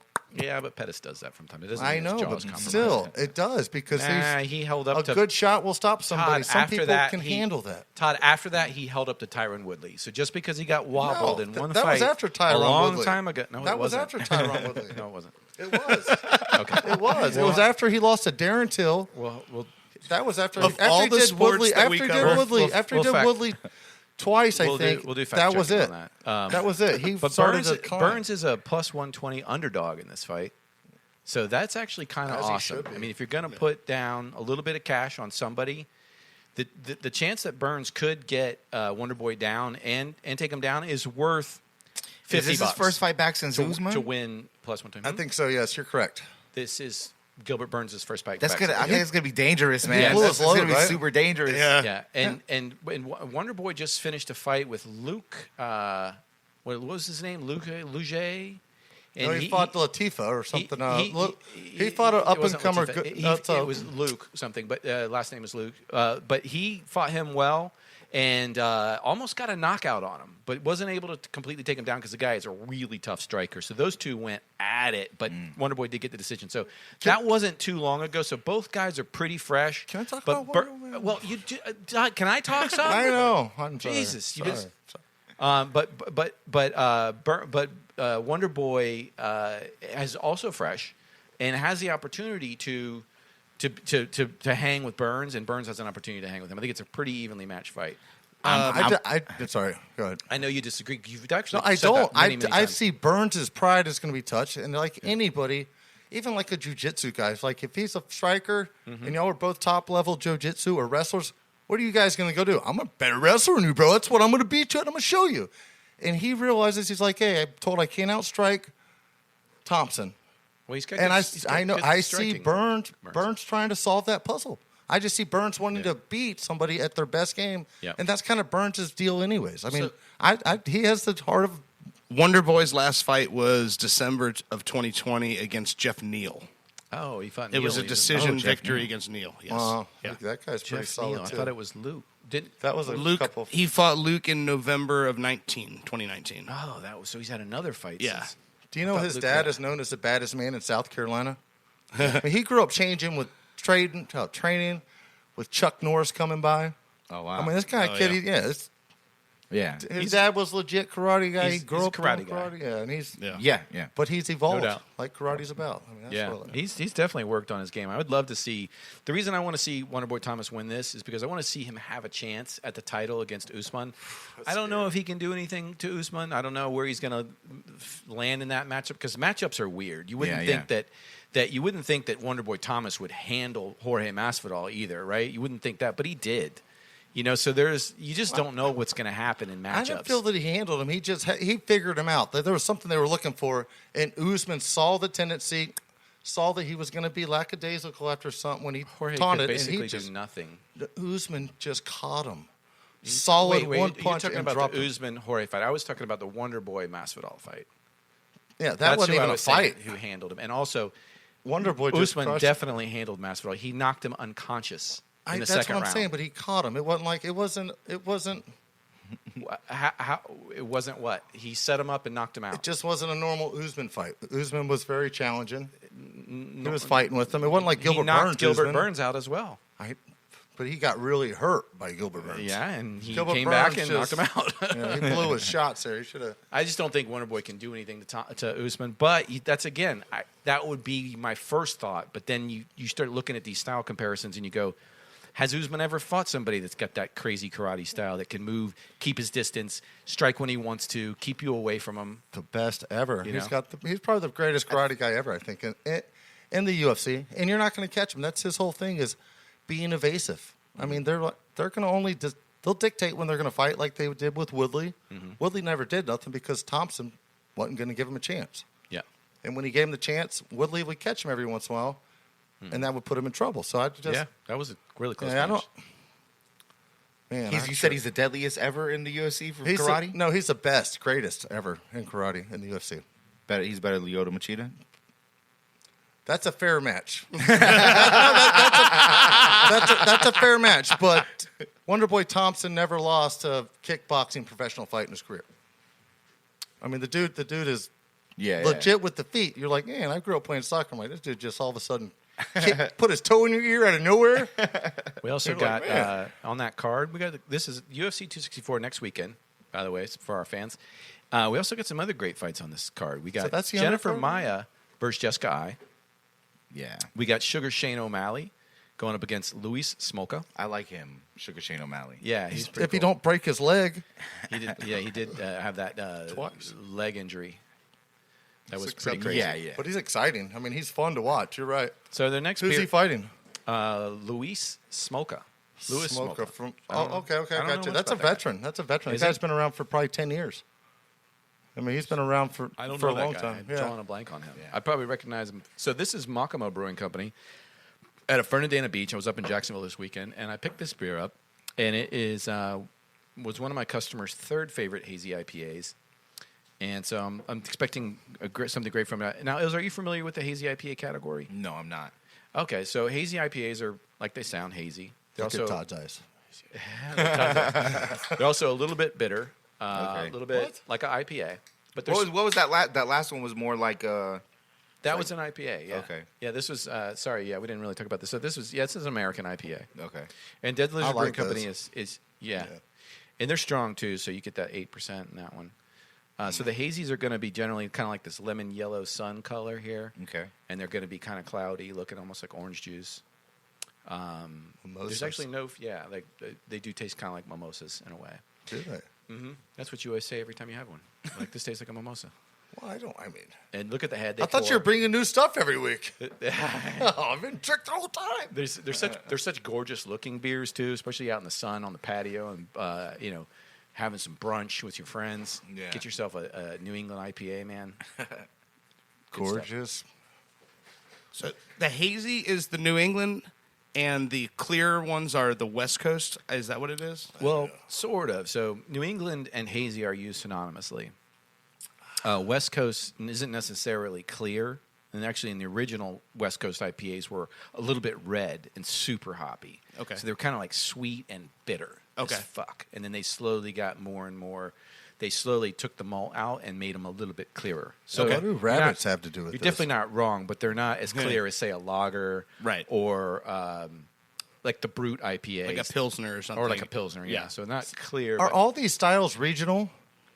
some styles are regional. I mean, that's what I'm curious. Like, if I'm drinking something like, I'm drinking something, I would be in Southeast Europe or something. That's a style of beer that would be the style.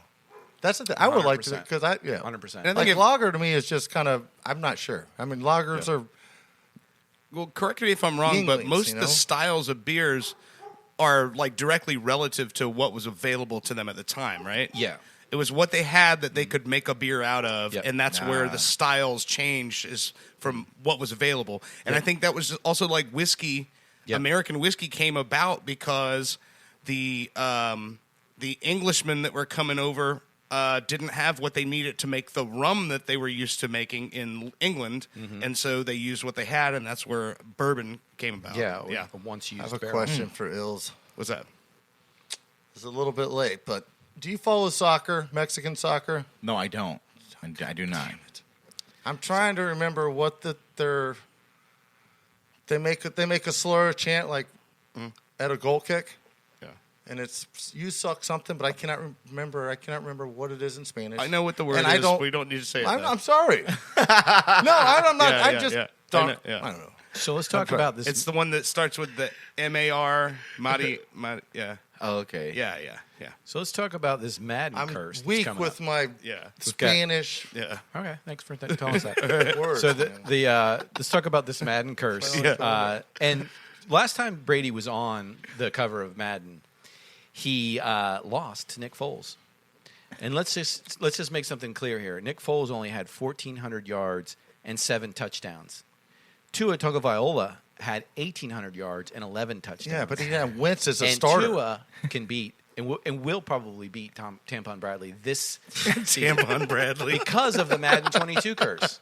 Are you trying to sit outside and just tailgate the whole night? I'm sure I can find a nice blonde to go with me.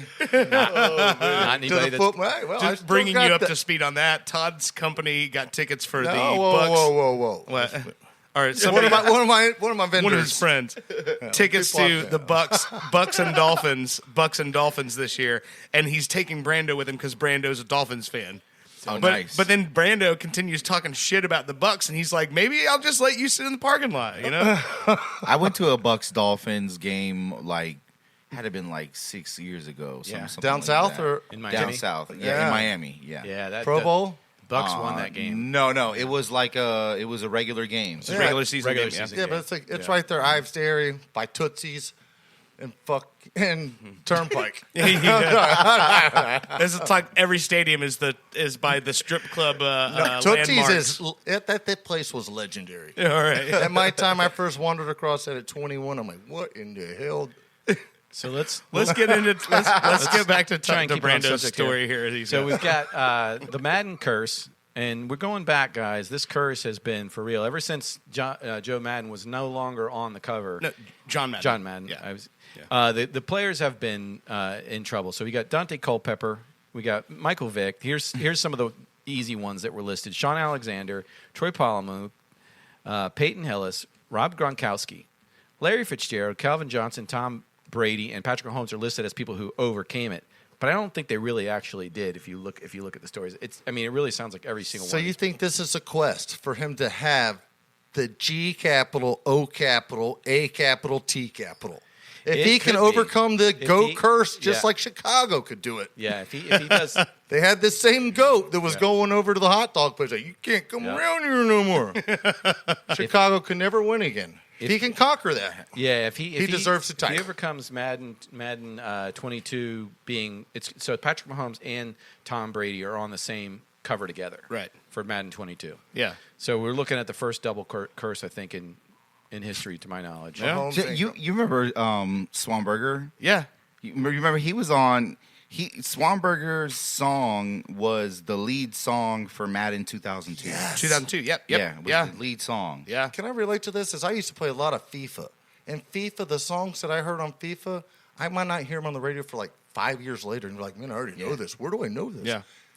Well, And that, that's so like- that so year, in it was 03 in Madden 03, you heard the soliloquist of sound songs in the background in the Yeah, stadiums yep, and stuff. yeah. So yeah, when you say that about FIFA, they had an in.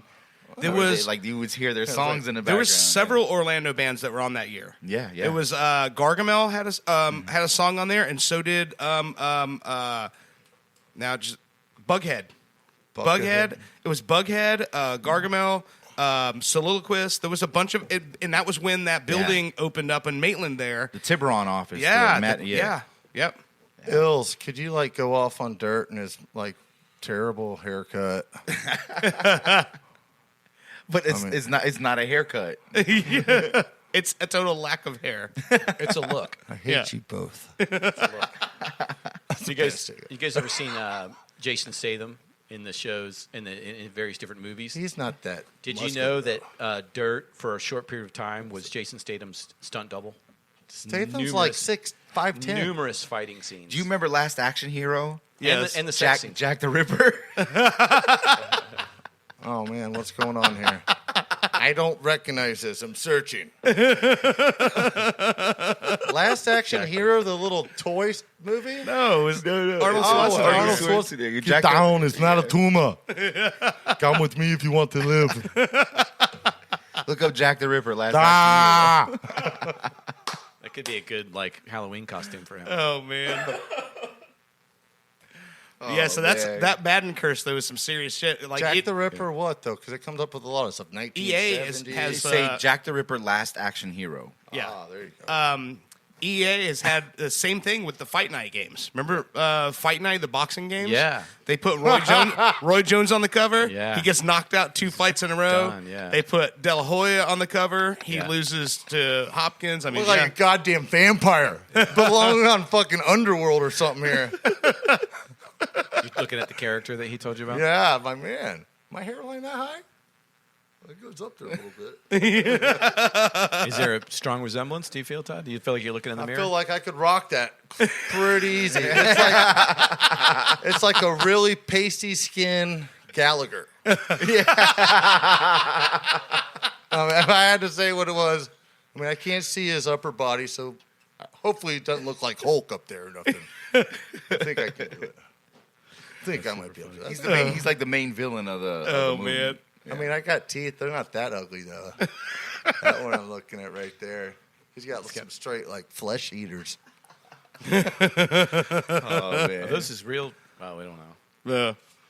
Yeah, guys. So it was a fun week in sports. There's a lot of stuff going on right now. The Lightning are playing the Canadians right now. Yep. They're up 2-1 right now. Up 2-1. Yep. Yeah, so they're about to go up. I mean, they could be 3-0 on this series right now. Did they fight to start this game off? Because they were into that last game. They started off kind of looked like chippy, they were going to, they- yeah. But they did not, though. Them jokers are big. Someone got 6'7", speeding around 30 mile an hour.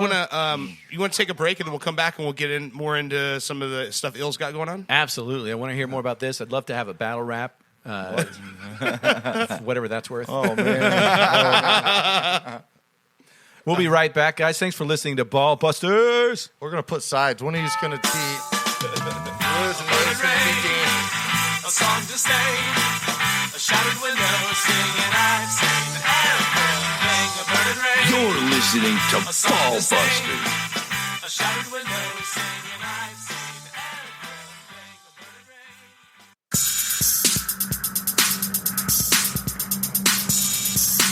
Get ready to get weird. I'm coming to your heart from the bottom of this year. Chaos, no fear, you're not here. I do it. Fuck this game and slam, I blow through it. All these things you don't know is proven. Open up your mouth, I'm out of through it. Get ready to get weird. You're listening to Ball Busters. Get ready to get weird. Get ready to get weird. Like Jonathan and Untamed Beast. Welcome back to Ball Busters. We are chilling out. If our fans were wondering when that last segment is going to be, I got a bursting idea here. yeah, I think you should battle rap Illz here. I was hoping Illz would hop in on this song. And either way, That's Luscious Lisa. Were we gonna do random words? Or are we gonna give me like random anything you Yeah. think of? yeah. Chicken wings, Connor McNugget.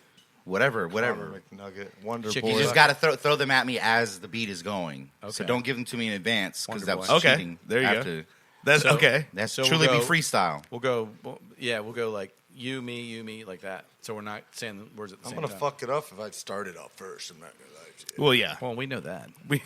We're well in there. That's what we're So counting it's on. All right, at so your own here's risk. here- Go at your own risk. it's like all right? it's either I will go off on the topic of it, or I might not go on the topic of it, but I'll use it in a rhyme and rhyme it with other things that rhyme with it and break it down by the syllable. So Yep.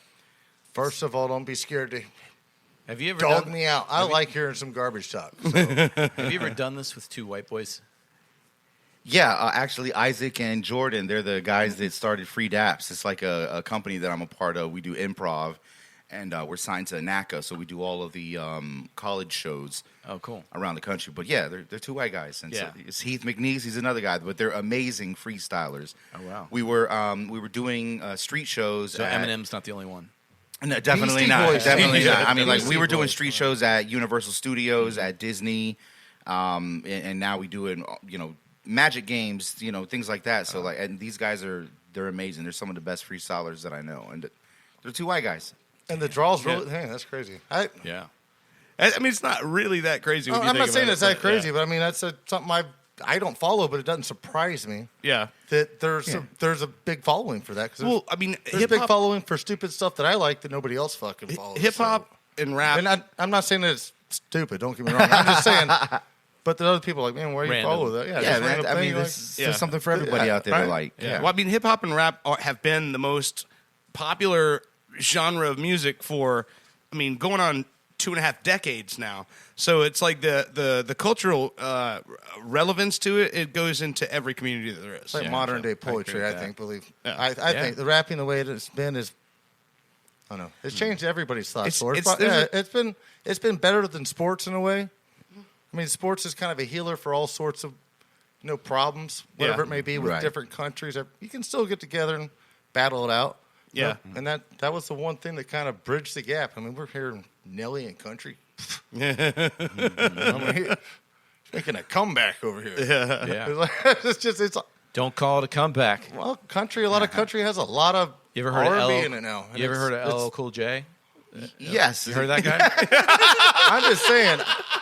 So, because that's who I grew up on. You know, like that was my dude. I'm just saying, but that's the biggest out. change in Mama music. said, knock you out. Yeah, we got you. That's the biggest change there has been, and it's made everybody relate to it. You ready to jump in? You ready to jump? You ever heard of LL Cool J? Today was a terrible day. So let's jump into this let's start it off with you ready? You ready, Dirt? You ready to hit the Let music? me pull the Yeah, I'll pull the track and let's see what we got here. First? Get it. I'll go first. Then. There's an ad at the beginning, of course. No. Yeah. Here we go. Well, then go first. All right. Here we go. And you guys can throw them in anytime. And you'll work it in there yeah. eventually. All right. But just make sure you say it loud so I catch it, because if I don't catch it. Beer can. All right, here, man. He said, why don't you drink this beer can? And when I started to decide to rhyme again, I was like, okay, first, give me a Heineken. What'd you say? Pecan. Pecan? All right, well then give me one more reason to drink decan every single weekend. Who can rap? Well, he can. The Mexican. Yeah, not a Mexican. My freestyle's dope. I step on ants, these other MCs. What'd you say? Blowjob. I said L. Yeah, your girl needs a nose job. But freestyle is nice and it's so odd. That's why I got my whole squad Finish your move. lining up to get finishing moves. It doesn't matter because I'll diminish a dude. It doesn't matter if you and a million of the people that spit on Smoking your crews L's. come, I'm getting them too. Smoking L's, provoke it well, and I stop it now. When I'm smoking L's, that's a Cool J. Mama What am said, I knock you driving? out. Yeah, he said, what am I driving? It's just me, whatever I'm rhyming and deciding to go in. What I'm driving is McNuggets. aviator, and I start rhyming and McNuggets. My shit's rugged. How's the I just weather? busted. Doesn't matter because I lift up it. Any NC who wanna try to jump in could kick buckets. Stop with the head first, or you'll get your head knocked out like that dummy did by Conor McGregor. But what was your word? How's the weather? How's the weather? How about never? I don't like these hurricanes that are coming now, they're clever. So freestyle, this got the best of flow. Elsa just formed, but I wanna let you go. Surfside. Yeah, on Surfside, how about every word's lie between all these nerds' eyes? They tried to freestyle with me, you heard twice. I chop them in half and plus I surge mics every time I rap off of the top. Not the third guy, I'm the first to come against and I am the worst guy. 2 Piece and a Biscuit. 2 Piece and a Biscuit. Watch how he doesn't use you loose leaves to get with it. I freestyle, use new speed when I'm ripping. I'm the new Bruce Lee or the Pippin. Scotty with the big nose. Freestyle 33. Doesn't matter. Ain't nobody ever heard of me. The Mexican that'll take you Familia. out. And your Mexican. What'd you say? Family in Spanish, I thought, but I guess not. Oh, he said familia. Doesn't matter because I'm as ill as the rain that is falling on us. I'm like Godzilla, bruh. Because I'm stomping on these people. Freestyle is nice and you know nobody's equal. And I got the ill flows. What do I see on your board? Does that say dildo? Am I on a real show? Where are you going? How do you think so fast? That's fucking awesome, That's dude. fucking amazing. That was great. How do you think Super so witty. fast? It just comes, you know, just- like yeah. yeah. That's awesome, man. I pay. It's kind of like with musicians when they scat. Yeah. Jazz musicians. Yeah. I go by the syllables in my head, and so Yeah. I try to just match up one syllable at a time. They just kind of come into your brain like that? Yeah. They just like Are flow you into good your with brain? math?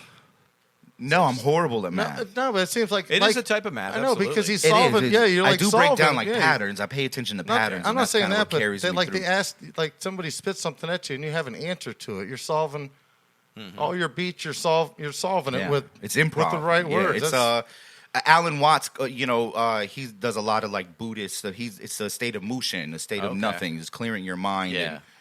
And surrendering to the moment. So it's like whatever's coming at that moment. That's all that's It just in goes your mind. right through out. meditating? It's amazing. Yeah. Because my brain will start like that and maybe can get through a few, but then I'm Short running into circuit. it. So the challenge of that is, I mean, it's awesome. It is fun to watch. I did watch some of your videos leading up to this. So I have a little bit of background on. Saw you just in it, man.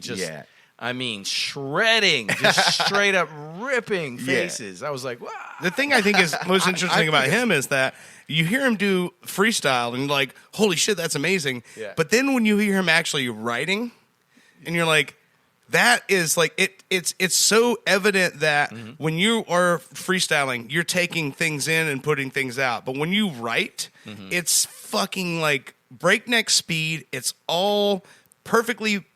So you writing that's what he freestyle? said. Audible. So the quotes you write are the quotes that you kind of you learn how what goes with the right rhythm and when you can play it. You know what I'm saying? Like you kind of think these things through to move in between. You know what I'm It's saying? like with writing and freestyle, they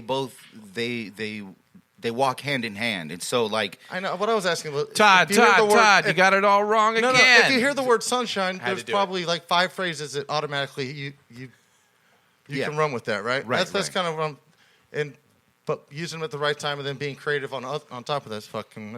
it's like building a spider web. Right. You know, like as soon as you give me a word, I automatically have about 3 or 4 that match that fit it, and I just decide how to fit them in. But learning how to do it in writing every day, that helps with the creative thought process. So when you're being tested or drilled on it, you're comfortable in that moment. You'd be good at chess. That's a really good analogy. Yeah, I play chess a lot.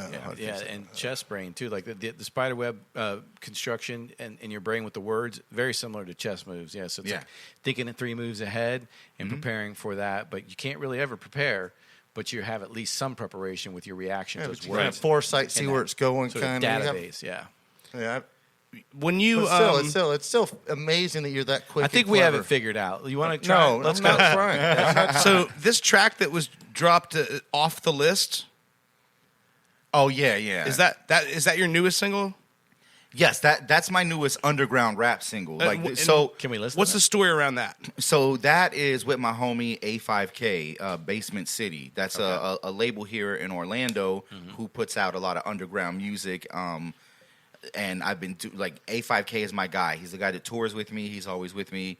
But I recently signed a deal, and that deal is with people in New York. Right. So the stuff that I'm going to be doing there is different genres. There's singer-songwriter stuff. But this is the underground, hardcore, fast rap stuff that I became known for. This like very aggressive, people mosh at this stuff. Yeah. This is some of the stuff I saw too. Just yeah. kind of like beats are being written, and you're writing the song as well, singing it kind of. Rather than like, I feel like he's going up there, they're already going to have a beat that they're going to want you to work to. I think Like you're I think an he's- underground I guy, think y'all were just freestyling together. is what I was kinda We're getting leading at. into the song here, right? Are we- Yeah, Sorry, this is a written piece though. This isn't That freestyle. blunt This killed is me. something he wrote. He wrote this for the song. So yeah, this is what we're talking about here. And it features A5K. He's the guy that produced it. He's the guy that... He's just like a hardcore guy, so he made this for like moshing, really. Wow. Yeah. And then I do a long verse, and then he does kind of like his own hook. Yeah.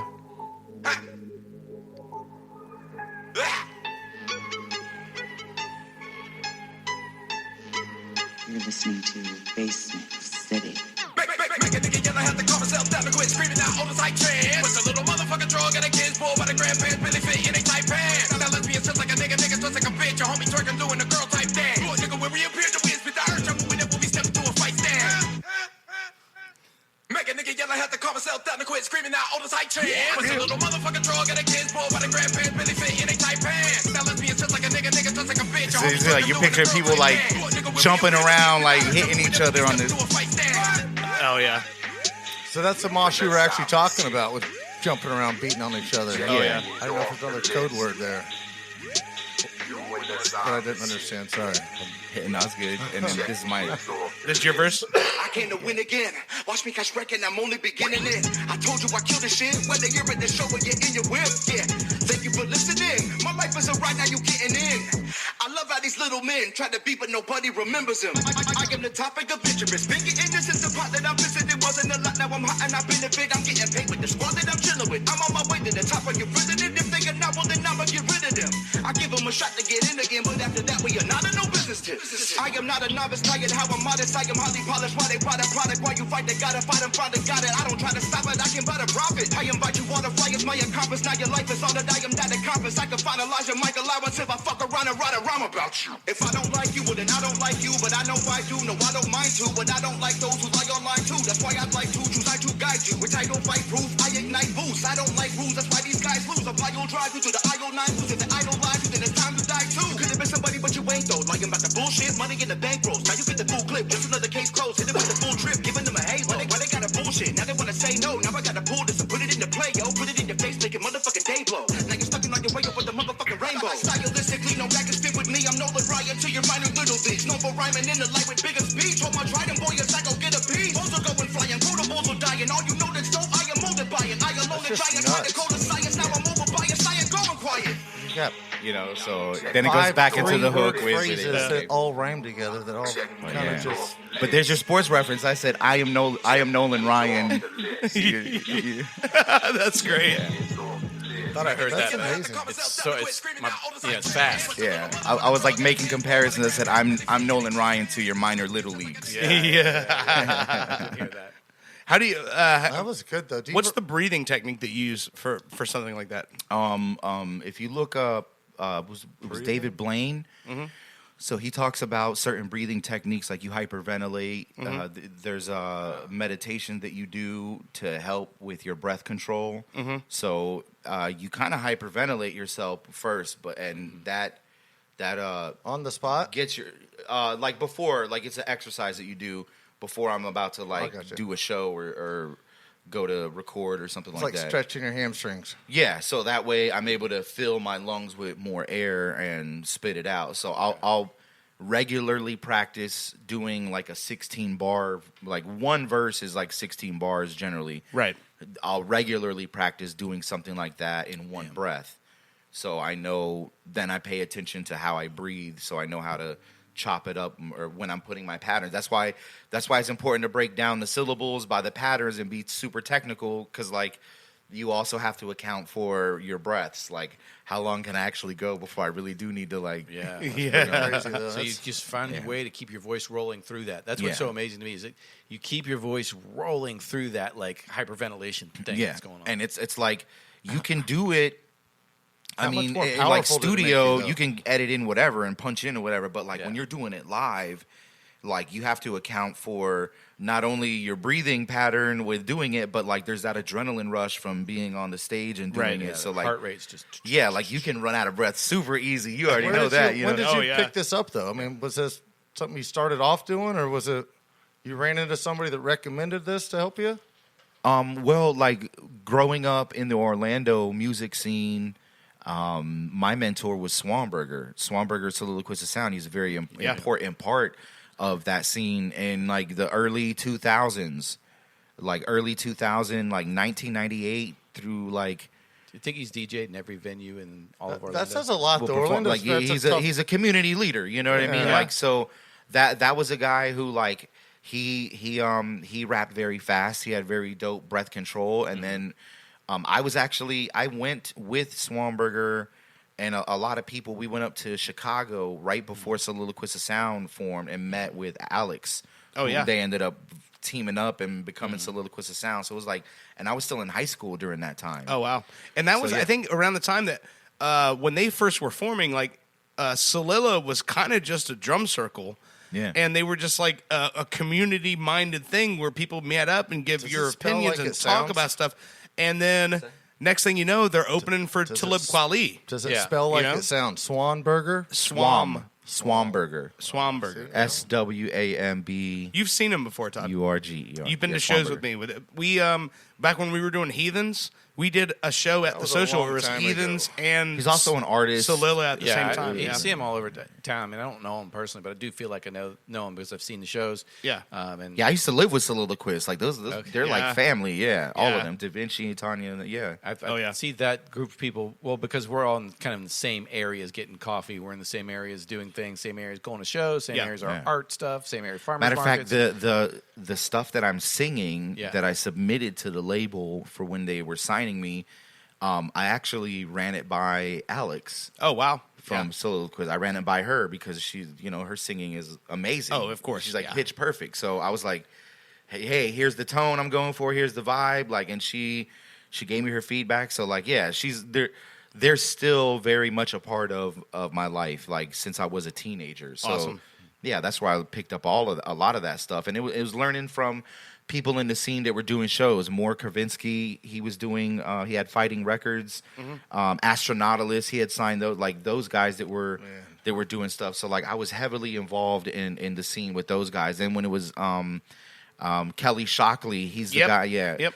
I went to high school with Kelly. Yeah, he had Nonsense Records. So like I was a part of all of that stuff. So I got to learn from some pretty cool people. That's just nuts. I never had that kind of.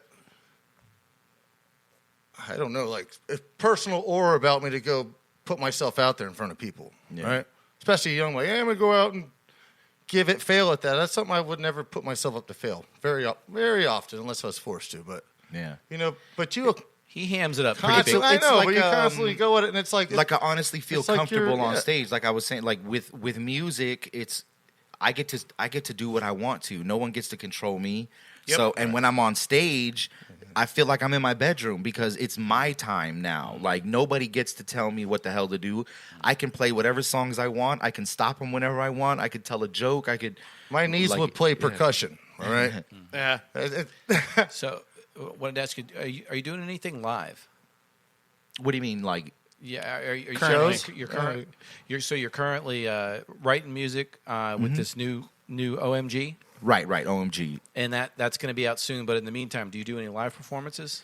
As of right now, is there a live? I'm doing some hosting stuff. Oh, like I'm doing some stuff with Red Bull, August the 20th through the 22nd. Okay. There's going to be. It's like the BC1. It's the largest. It's the world's largest breakdancing tournament. It's called BC1. Wow. Where's that at? Well, the nationals, the best people in the United States, is going to be over at Ace Cafe. August the 20th to 22nd. That place always has some fun stuff. It's it's pretty cool. So you're going to see the best male and female B-boys and B-girls compete for a slot for the world finals. Who's going to win it? Damn. I don't know. They're a all Japanese amazing. person or American person? They're from all over the world. They're wild just to over the watch. world. Anyways, Yeah. they evolve together with that stuff. You've done a lot of stuff with Red Bull, though. Yeah, over the years I have. Yeah, I've done a lot of consulting and hosting events. I've hosted all of the downtown like major festivals with anything that's like involved with hip hop. Yeah. So they've had me host years of BC1, and so they're pretty cool. They're pretty cool people, Like it's not just like, hey, it's a sponsor or something, but like I got personal relationships with those people, and they're really, really. They actually support an you. Influencer for Orlando's kind of movement here, or not movement, but progression, I would say.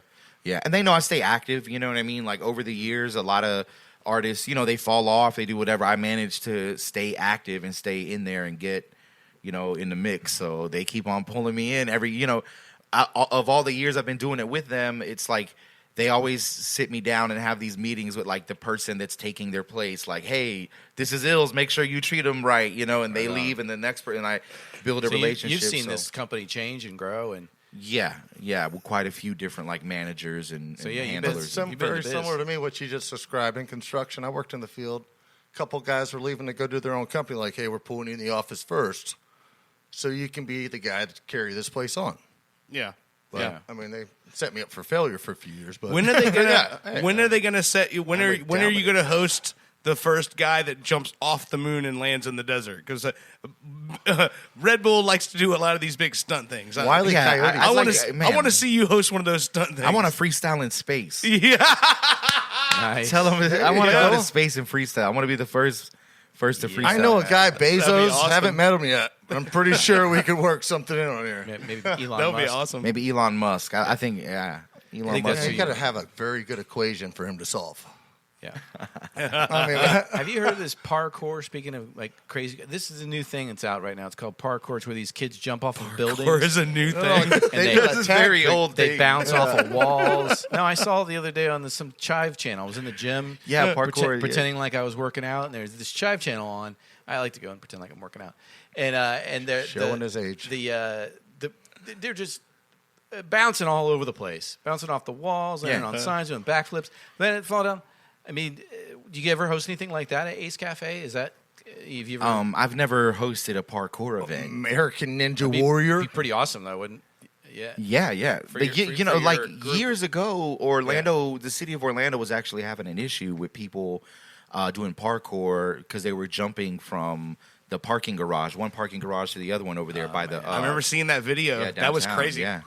Dude, Sounds the guy like a was Florida story for sure. Yeah, Florida man. Yeah, the one he's talking about though, that video that they had was like 2 parking garages in downtown Orlando, where it's like you have those alleyways that go between the two. Yeah. So you got imagine 2 parking garages that are separated by about 10 feet, right? Nah, like 8 And it feet. was 8 feet. Yeah, and there's a minimum guy going building from permit, that's he's right. like climbing off the edge of the parking garage on one side, holding on with his hands And knees jump. against the Yeah. wall.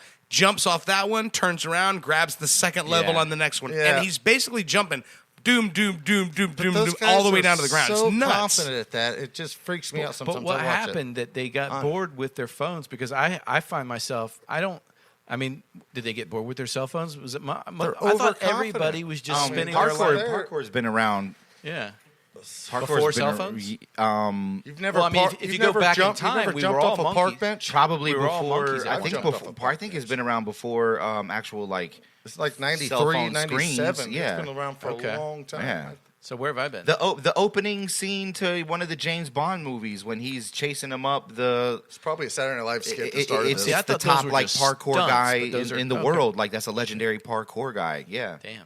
Those people are all amazing. The Yeah. mountain bike people, all of that shit. So them Oh, people pull some stuff off. You're like, man, Yeah, how parkour's in been the around for a hell minute. are you even able to It's kind of do like that? parkour on a bicycle, the way these kids jump around on their bicycles too. Yeah, that building. See, Yeah, when I was a kid with my bicycle, I rode my bike to school, and then I rode home.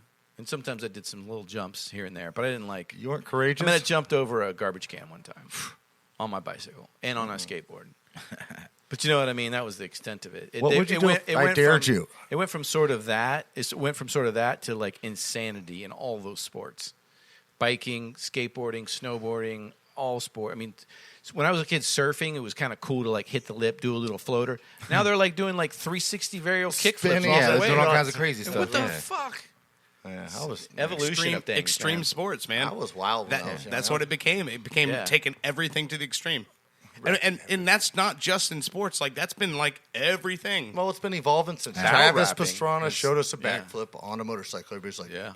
I didn't think I'd ever fucking see But it. see, now there's like a And then lot it's- more things like accessible, like these gyms and these bounce houses and stuff where Sport they science. Yeah. they can go and like learn how to land properly instead of just like being out there and like breaking their legs, trying to do something. Like they can actually go to a safe place and practice it over and over and Yeah, over. they have Then they foam come in. pits, smart Yeah, smart they got all pad kinds of landing. stuff now, Yeah, they like have access yeah. to different kinds of gyms and stuff now. So like They're now we're learning. seeing some crazy like stunts Oh, yeah. people are pulling. Did you see the guy that died trying to jump like the football field on a dirt bike? That's Alex Harville. Yeah, that was like Couple 2 weeks weeks ago? 2 weeks or 2-3 Oh, really? weeks ago. Yeah, Yeah. come up like Yeah, try to jump a come whole up. football field. He came up 10 feet short. Like Smash. came to the top of the embankment. He ran Died. into the Yeah. end of his landing ramp. basically. I was like, man, Was dude, that like live? that was actually the practice. So he's going to make another run on live TV, but that didn't get the chance to do that. Yeah. It's like, man, dude, you could have gone 20 feet long He and probably been all right. He probably should have had some Red Bull before that. Oh man, Oh my god! You know what I'm saying? He got his wings either way. it's like you But seen wingsuits. You'd rather have them, the wings to get you to the jump, not the wings that take you wherever you go next. You know What do you think about the changes that have happened in just I think any kind of arts in the past like 15, 20 years? It's become way more accessible for guys to be able to kind of take control of their own destiny and kind of do it on their own with, streaming services and the internet and all. And it's been kind of a double-edged sword because you do have a whole lot more noise out there from people that wouldn't have been given a chance, but you have equally enough the same amount of people who wouldn't have been given a chance that should have been. Well, yeah, I mean, it's a lot easier to reach the people that you want to, but you also have to understand that, like, these social media platforms and their algorithms are really, like, guiding people and keeping them in a place where like I don't feel like they're moving out or forward. Like it's a lot easier to be reached, but it's also a lot easier to send you to the big ad. to be learned. It's a lot easier to be learned. Like now I can put into the computer who I want to attract based off of their habits, and it's going to bring me them. And like that's kind of scary. Yeah, that's kind of scary that these algorithms are building like a part 2 of you and learning how to predict what you're going to want and then lead you into that. So that's kind of like. But yeah, it is easier. For me, I think the sadder part about that is the people that are putting more money into that are going to get a lot more. Yeah, you know? right. And it's so now the system is set up to where like if you want to get in front of somebody, you have to pay to do it. Right. You know, and a lot of the people's social skills are kind of lacking. You know, so it's just a matter of if you're able to go out there and really travel around and be strong and mix it with just consistency on some social media platforms, then you'll be fine. Just don't let it take over you. Like, don't become addicted to the social media game. Don't become I kind of like it because don't become the hip-hop dictator. Yeah, but social media, there's a lot of creativeness that goes on sometimes. You're like, man, I would never thought of that. Yeah. Cool idea. I never knew I was opening a can up the wrong way with the can opener. Yeah. Oh, yeah. Never knew how to turn on a light. just all sorts of stuff. Have you seen that video he's writing about? You see on there, you're like, yeah, right, that's worth the watch. Because we watched that together, and Todd was like, are you fucking kidding me? We went right to the kitchen, pulled out the can opener. You know the can openers you use where you clip it in it? Well, the patent, when it was invented back in the 1800s, it's not meant for you to grab the can sideways. It's meant for you to grab it this way on top. So we come in here, grab it on top, twist it. It takes the whole top of the can off. Nothing gets caught under the lip. You couldn't possibly cut yourself on that thing that you left there. You're like, perfect. It's not even jagged. That's like got to be like the Mandela effect or something, because everybody in the world, everybody on the planet opens cans wrong. Yes, exactly. Except for the people that made that YouTube video and anybody that's watched it. You know? Well, the keyboard's not even set up to optimize your typing. Like, there's a better way that your keyboard can be set up, but everybody's basically typing wrong.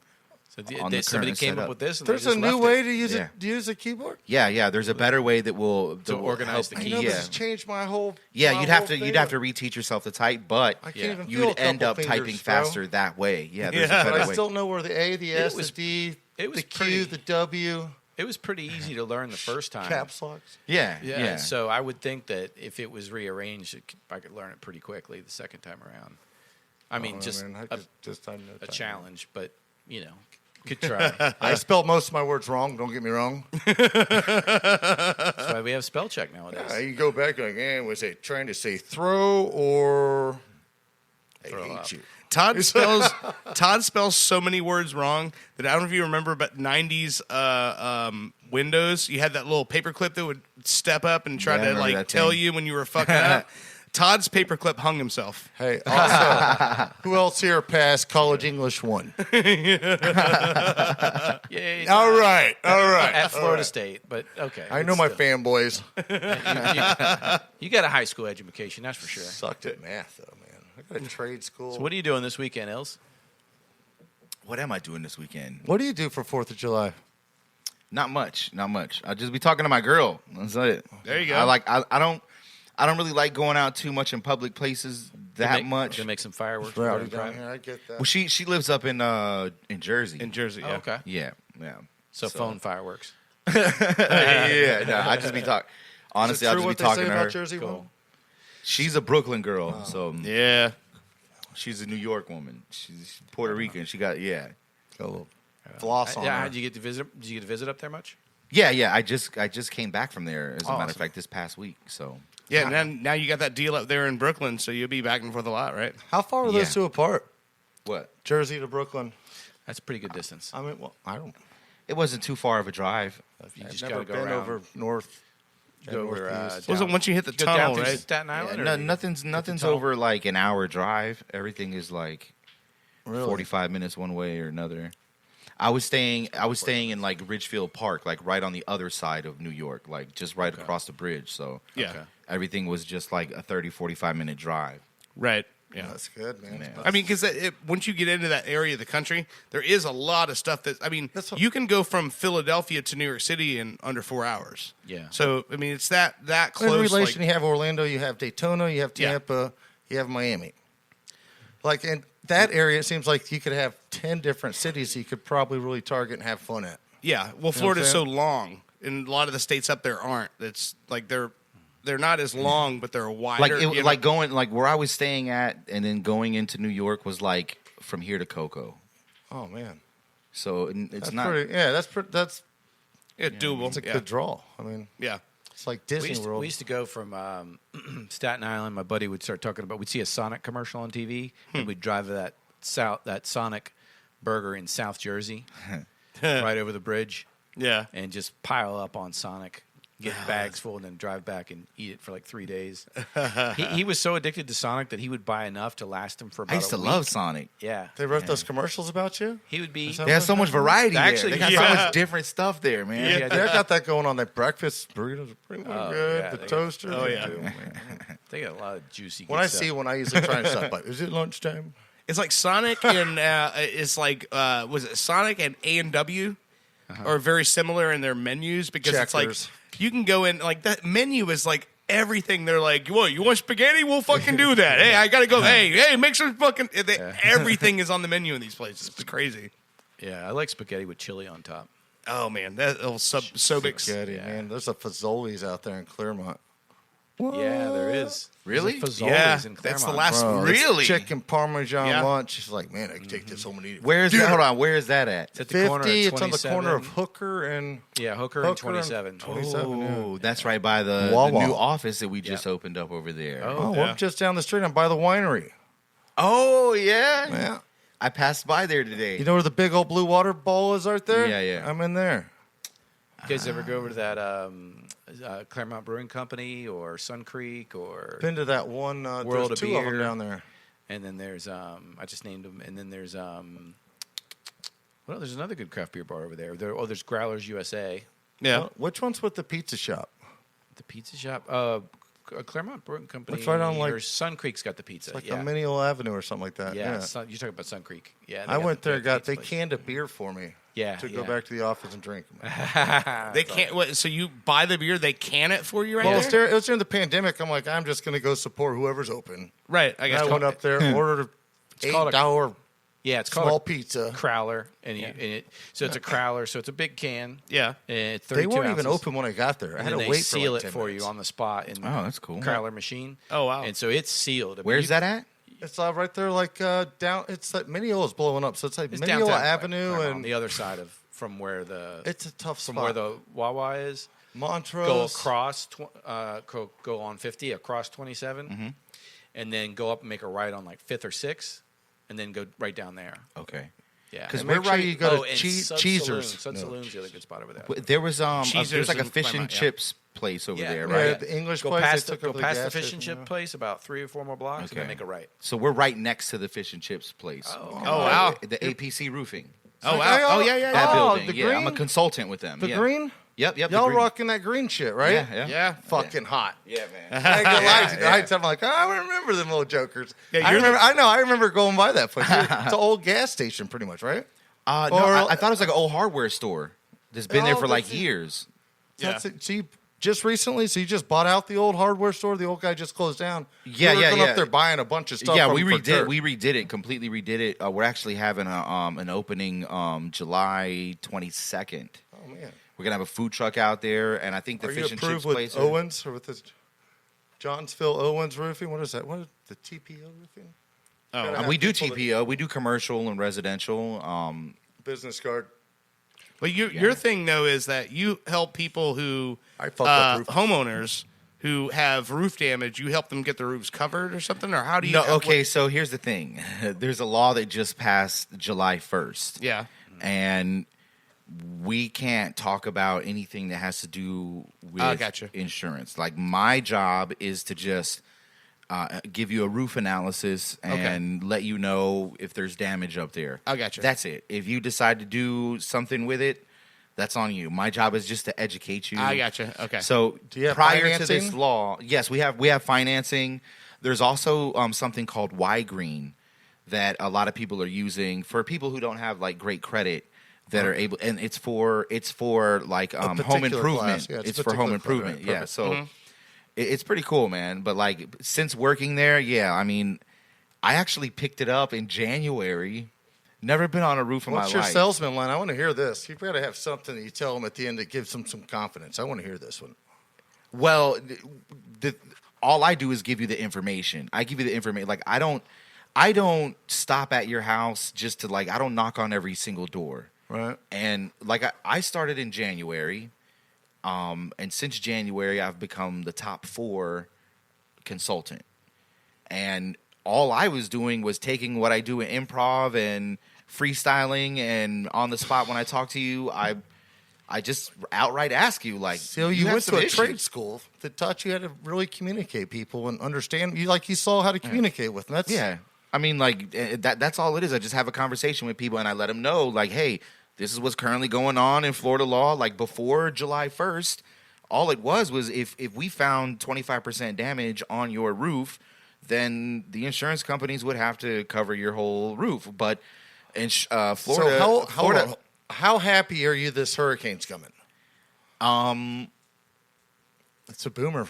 Okay, so bad weather is a good paycheck for me always, but that's the thing is like hurricanes are horrible for homeowners because then they have to pay their hurricane deductibles, which is a lot higher, and some people don't know that. Like it could, but that's another thing is like I can't even talk about that stuff. Yeah, but like outside of consulting, personally, yeah, I can talk about stuff like that because like, are you selling donuts? I want one. People are like, how many of you who own a home like have your homeowner's insurance company actually educate you on your policy? What you're getting? Yeah. Like it's up to you, and the agent could talk slick as anything. Like there's so many people that I'll talk to that they don't even know what their hurricane deductible versus all other perils means, and what you know what I mean. So it's kind of like, but I am officially like barred from telling them about because I'm not. You're just telling them what it is, how it is. Yeah. Don't now it's just like, look, if you want a roof, just call me. If you think something's wrong with your roof, just call me. It's a little damage. You're not going to try and sell them a whole roof. Like, hey, we can fix this little area. I live in an apartment, so if there's something wrong with my roof, then my neighbors are going to be in the apartment with me. It already sounds like they are in the apartment with me. So that's the wood frame structure. The thing's carrying noise to apartment complexes. That's that line that was it Roofing Stephen Wright, the comedian Stephen Wright. Yeah. I've recently gotten into astrology so much that I cut a hole in my roof. What's that? We try and sell air conditioners to the people who live above me are furious. Okay. And that's been like don't get me like the I'm a roofing commercial consulting guy, has been amazing. Yeah, it's been I can imagine. I know some people who've gotten Like in that our business. residential guy gets a way nicer sales cut than what I get.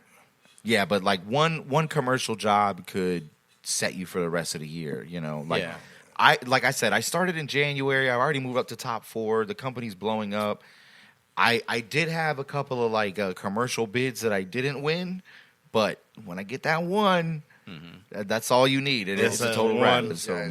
And not only that, but that one starts you down the road to more. Yeah, and now I have so many people under my belt that like they're calling me all the time. I don't have to knock on doors. That's a secret. I don't have to worry about the laws or anything because I get called. Like they just call me. I don't knock on your door anymore. Revolving door. I heard from Janice that I need to call you because you're telling me what's going on.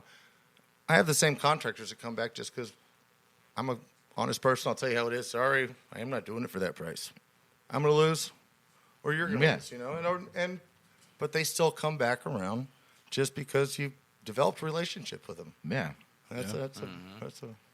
This is a great business class. Sorry. Well, that's why I that's give them as much information as possible because it's like I'm going to let you make the decision. And a lot of times they'll talk to me and say like, man, so-and-so's sales guy just came to me and just said, like, hey, your roof is messed up. You need to sign here. And that's not how you're supposed to do it. No. He didn't even tell me where the damages were. Like, and where you described them. You know, you were in. So what I tell them is I say that, like, hey, my job as a consultant is to educate the homeowner. So even if you're not going to go with me and you're kind of shaky on what that contract is, like, let me know. I know how to read contracts.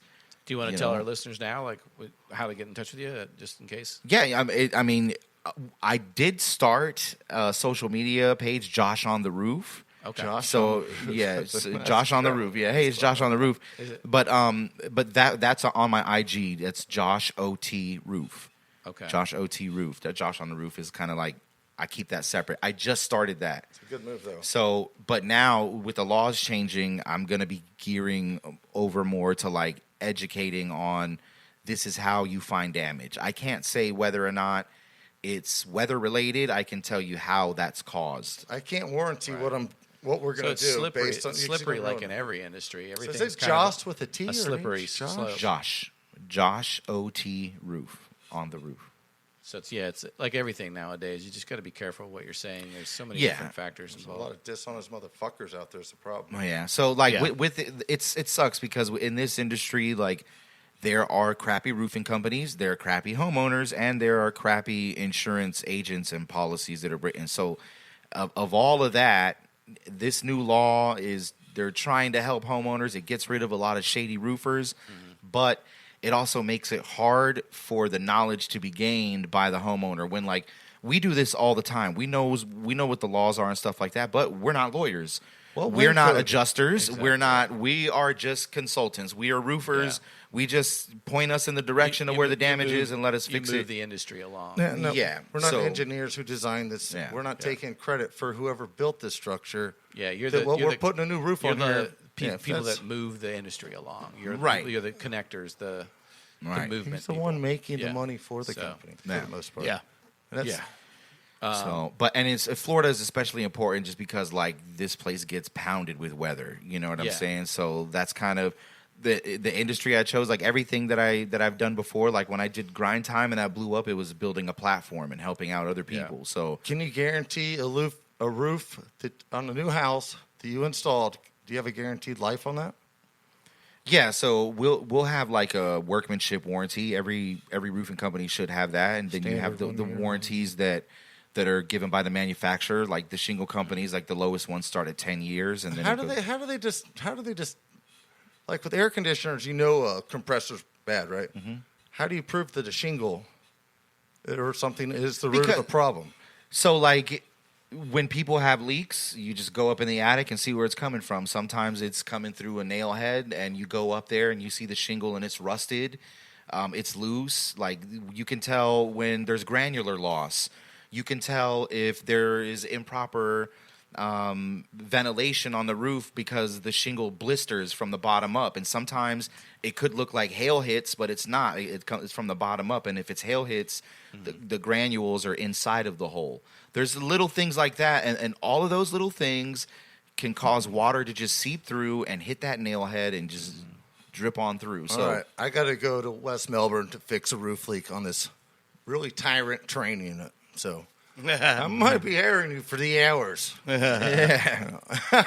been battling this joker for years, so. Well, yeah, thanks for that long-winded question and answer section about roofs and air conditioning. I'm sure our fans loved every bit of it. I hope they learned something new. And we will talk more about sports on our next episode of Ball Busters. I think we're on episode, 28 now? This will be 27 this week? I thought next week we were building chicken houses. Chicken houses? I think so, yeah. We got a chicken house guy to come on. Teach us all about building chicken houses without actually saying anything about chicken houses. He's fascinating. He doesn't rap though, so we don't know if we're gonna like him as much as you. Can we throw eggs at him? Thanks for coming out, man. Yeah, I appreciate it. Yeah, it was fun. It was really fun. I appreciate that. We loved having you. Thanks for sharing everything you shared with us tonight to help us feel better about ourselves and. And thanks for rapping with us. Yeah, definitely. Next time we'll try and rap back. And also we found out that he's the MMA guy. He's got some MMA stuff. Yeah. So next time you and Todd want to get into an argument here, we can bring in Illz to. Yeah, that's the. I don't watch sports anymore. I used to be super hardcore heavy in on it, but like fighting. MMA. Yeah. I mean, that's my. Who's your guy? Who are you taking in this? Who is your overall guy? Who are you taking in this upcoming fight? Dustin Poirier versus Conor McGregor. I want to see Conor McGregor win. You want to see him get it back? Yeah, go up. You're going to go for McLovin. I think he adjusted. I don't know. Like I just want to see him. I just want to see him win. Yeah, that's awesome, man. Yeah, but my guy right now, Israel Adesanya. Oh shit, he's nasty. He didn't go for the first Mexican championship champion belt holder, Marino McLovin lookalike. Oh, He Moreno. just beat Figueroa Yeah. a couple weeks ago. He was First the title. first in his weight class. There's a heavyweight before him. Who? Is it? Cain Velasquez. Cain Velasquez. Is he Mexican? Yes, he's Mexican. Cain Velasquez. Yeah. Yeah, He was a heavyweight a tough champion. heavyweight. Yeah, he was a That's tough- who I he- originally thought, but I thought he was He's got the. He's Mexican, he Brazilian fits or a something. He's profile. He's Mexican. That's Yeah. awesome. Yeah, Cain Well, can Velasquez. go in there and Mexican. He bang was one of the with you. toughest, man. He was one of the toughest brawlers of all time. Isn't he? Was it Velasquez that beat up Brock Lesnar? Yeah. Yeah, that's the He one beat I up a remember. lot of people. That one was but Yeah. but the Brock Lesnar fight that a was big like one. That was a big one. yeah, that wasn't even cool the way he did that. Yeah. That dude Like- he was something He had serious. some hammer fists. oh yeah. Yeah. Trained too hard. But yeah, I'm that guy for MMA, so I'm down for that. I'm Oh, down for yeah. any of those conversations. Oh yeah. Well, next weekend we'll be watching UFC 264. Conor McGregor, Dustin Poirier, a lot of great people on that fight card. We talked a little bit about that earlier. with But McGregor. hey, I'm inviting you over because I know it's okay Yeah, with we Dirt. can do it, man. So All if right. you want to come back, have wings with us again. Yeah, I think I we're might gonna do that. Yeah. Do Yeah. this all over. So you're saying you're gonna vouch your spin that Poirier is gonna win? No, No, I'm not. He wants McGregor. He wants. Oh, you Guest, want McGregor? Number McGregor. one, guests don't Sorry, spin the wheel. All right. Well, he's coming back next week, so he has a chance to play in. Yeah. He wants a hot chip challenge with us. He's already seen that wheel. He sees some of the things on that wheel, and he's like, Yeah, "No, I'm not doing none of y'all, that. y'all, dildo y'all- dart's not as bad as it sounds, right? It's not. It's really not. it's not. It's friendly. It's a little embarrassing. Only for On Brando. both sides of it, whether you're throwing the dart or whether you're the one receiving the dart. It's maybe we- embarrassing. Brando's the only one to get down at the skip. He's like, dildo dart me. I'm like, what do you know? No, it's not that. Can't even look at it. Brandon was excited all week about it. He couldn't Yeah. stop talking about it. I get to take the dildo this weekend. Yeah, it was great. I tried to get out of it, but my lawyer didn't really do a good job for me. Was it in there that deep? Couldn't Yeah. get out of it? Yeah, it was exciting.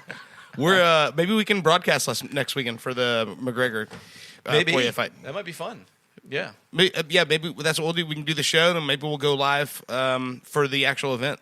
Yeah. There's a lot of Wonder people who Boy aren't, too. a lot of people that aren't paying for pay per view. We can call the fight at least so they We can know what's describe going it on. terribly for you. Yeah, My describe point of it view. terribly for you. Yeah. You might enjoy it, you might not. Yeah. We don't know. We don't know. That's not up for us. Was that a right hand or a left hand? That People was still, clearly his foot, Brando. people still listen for some reason. I'm not sure why. But thanks for listening to Ball Busters today. Episode 20-something. And we'll see you next week for some UFC and some other fun stuff. Yeah. I'm your host, the guru of good brew, Brando. We had Matt Illz with us tonight, the greatest battle rapper of all time. He's going to be the first rapper to rap in space. Big T Little Odd, our diva wide receiver, and our producer, Derm McCoy. Thanks for listening. I don't know.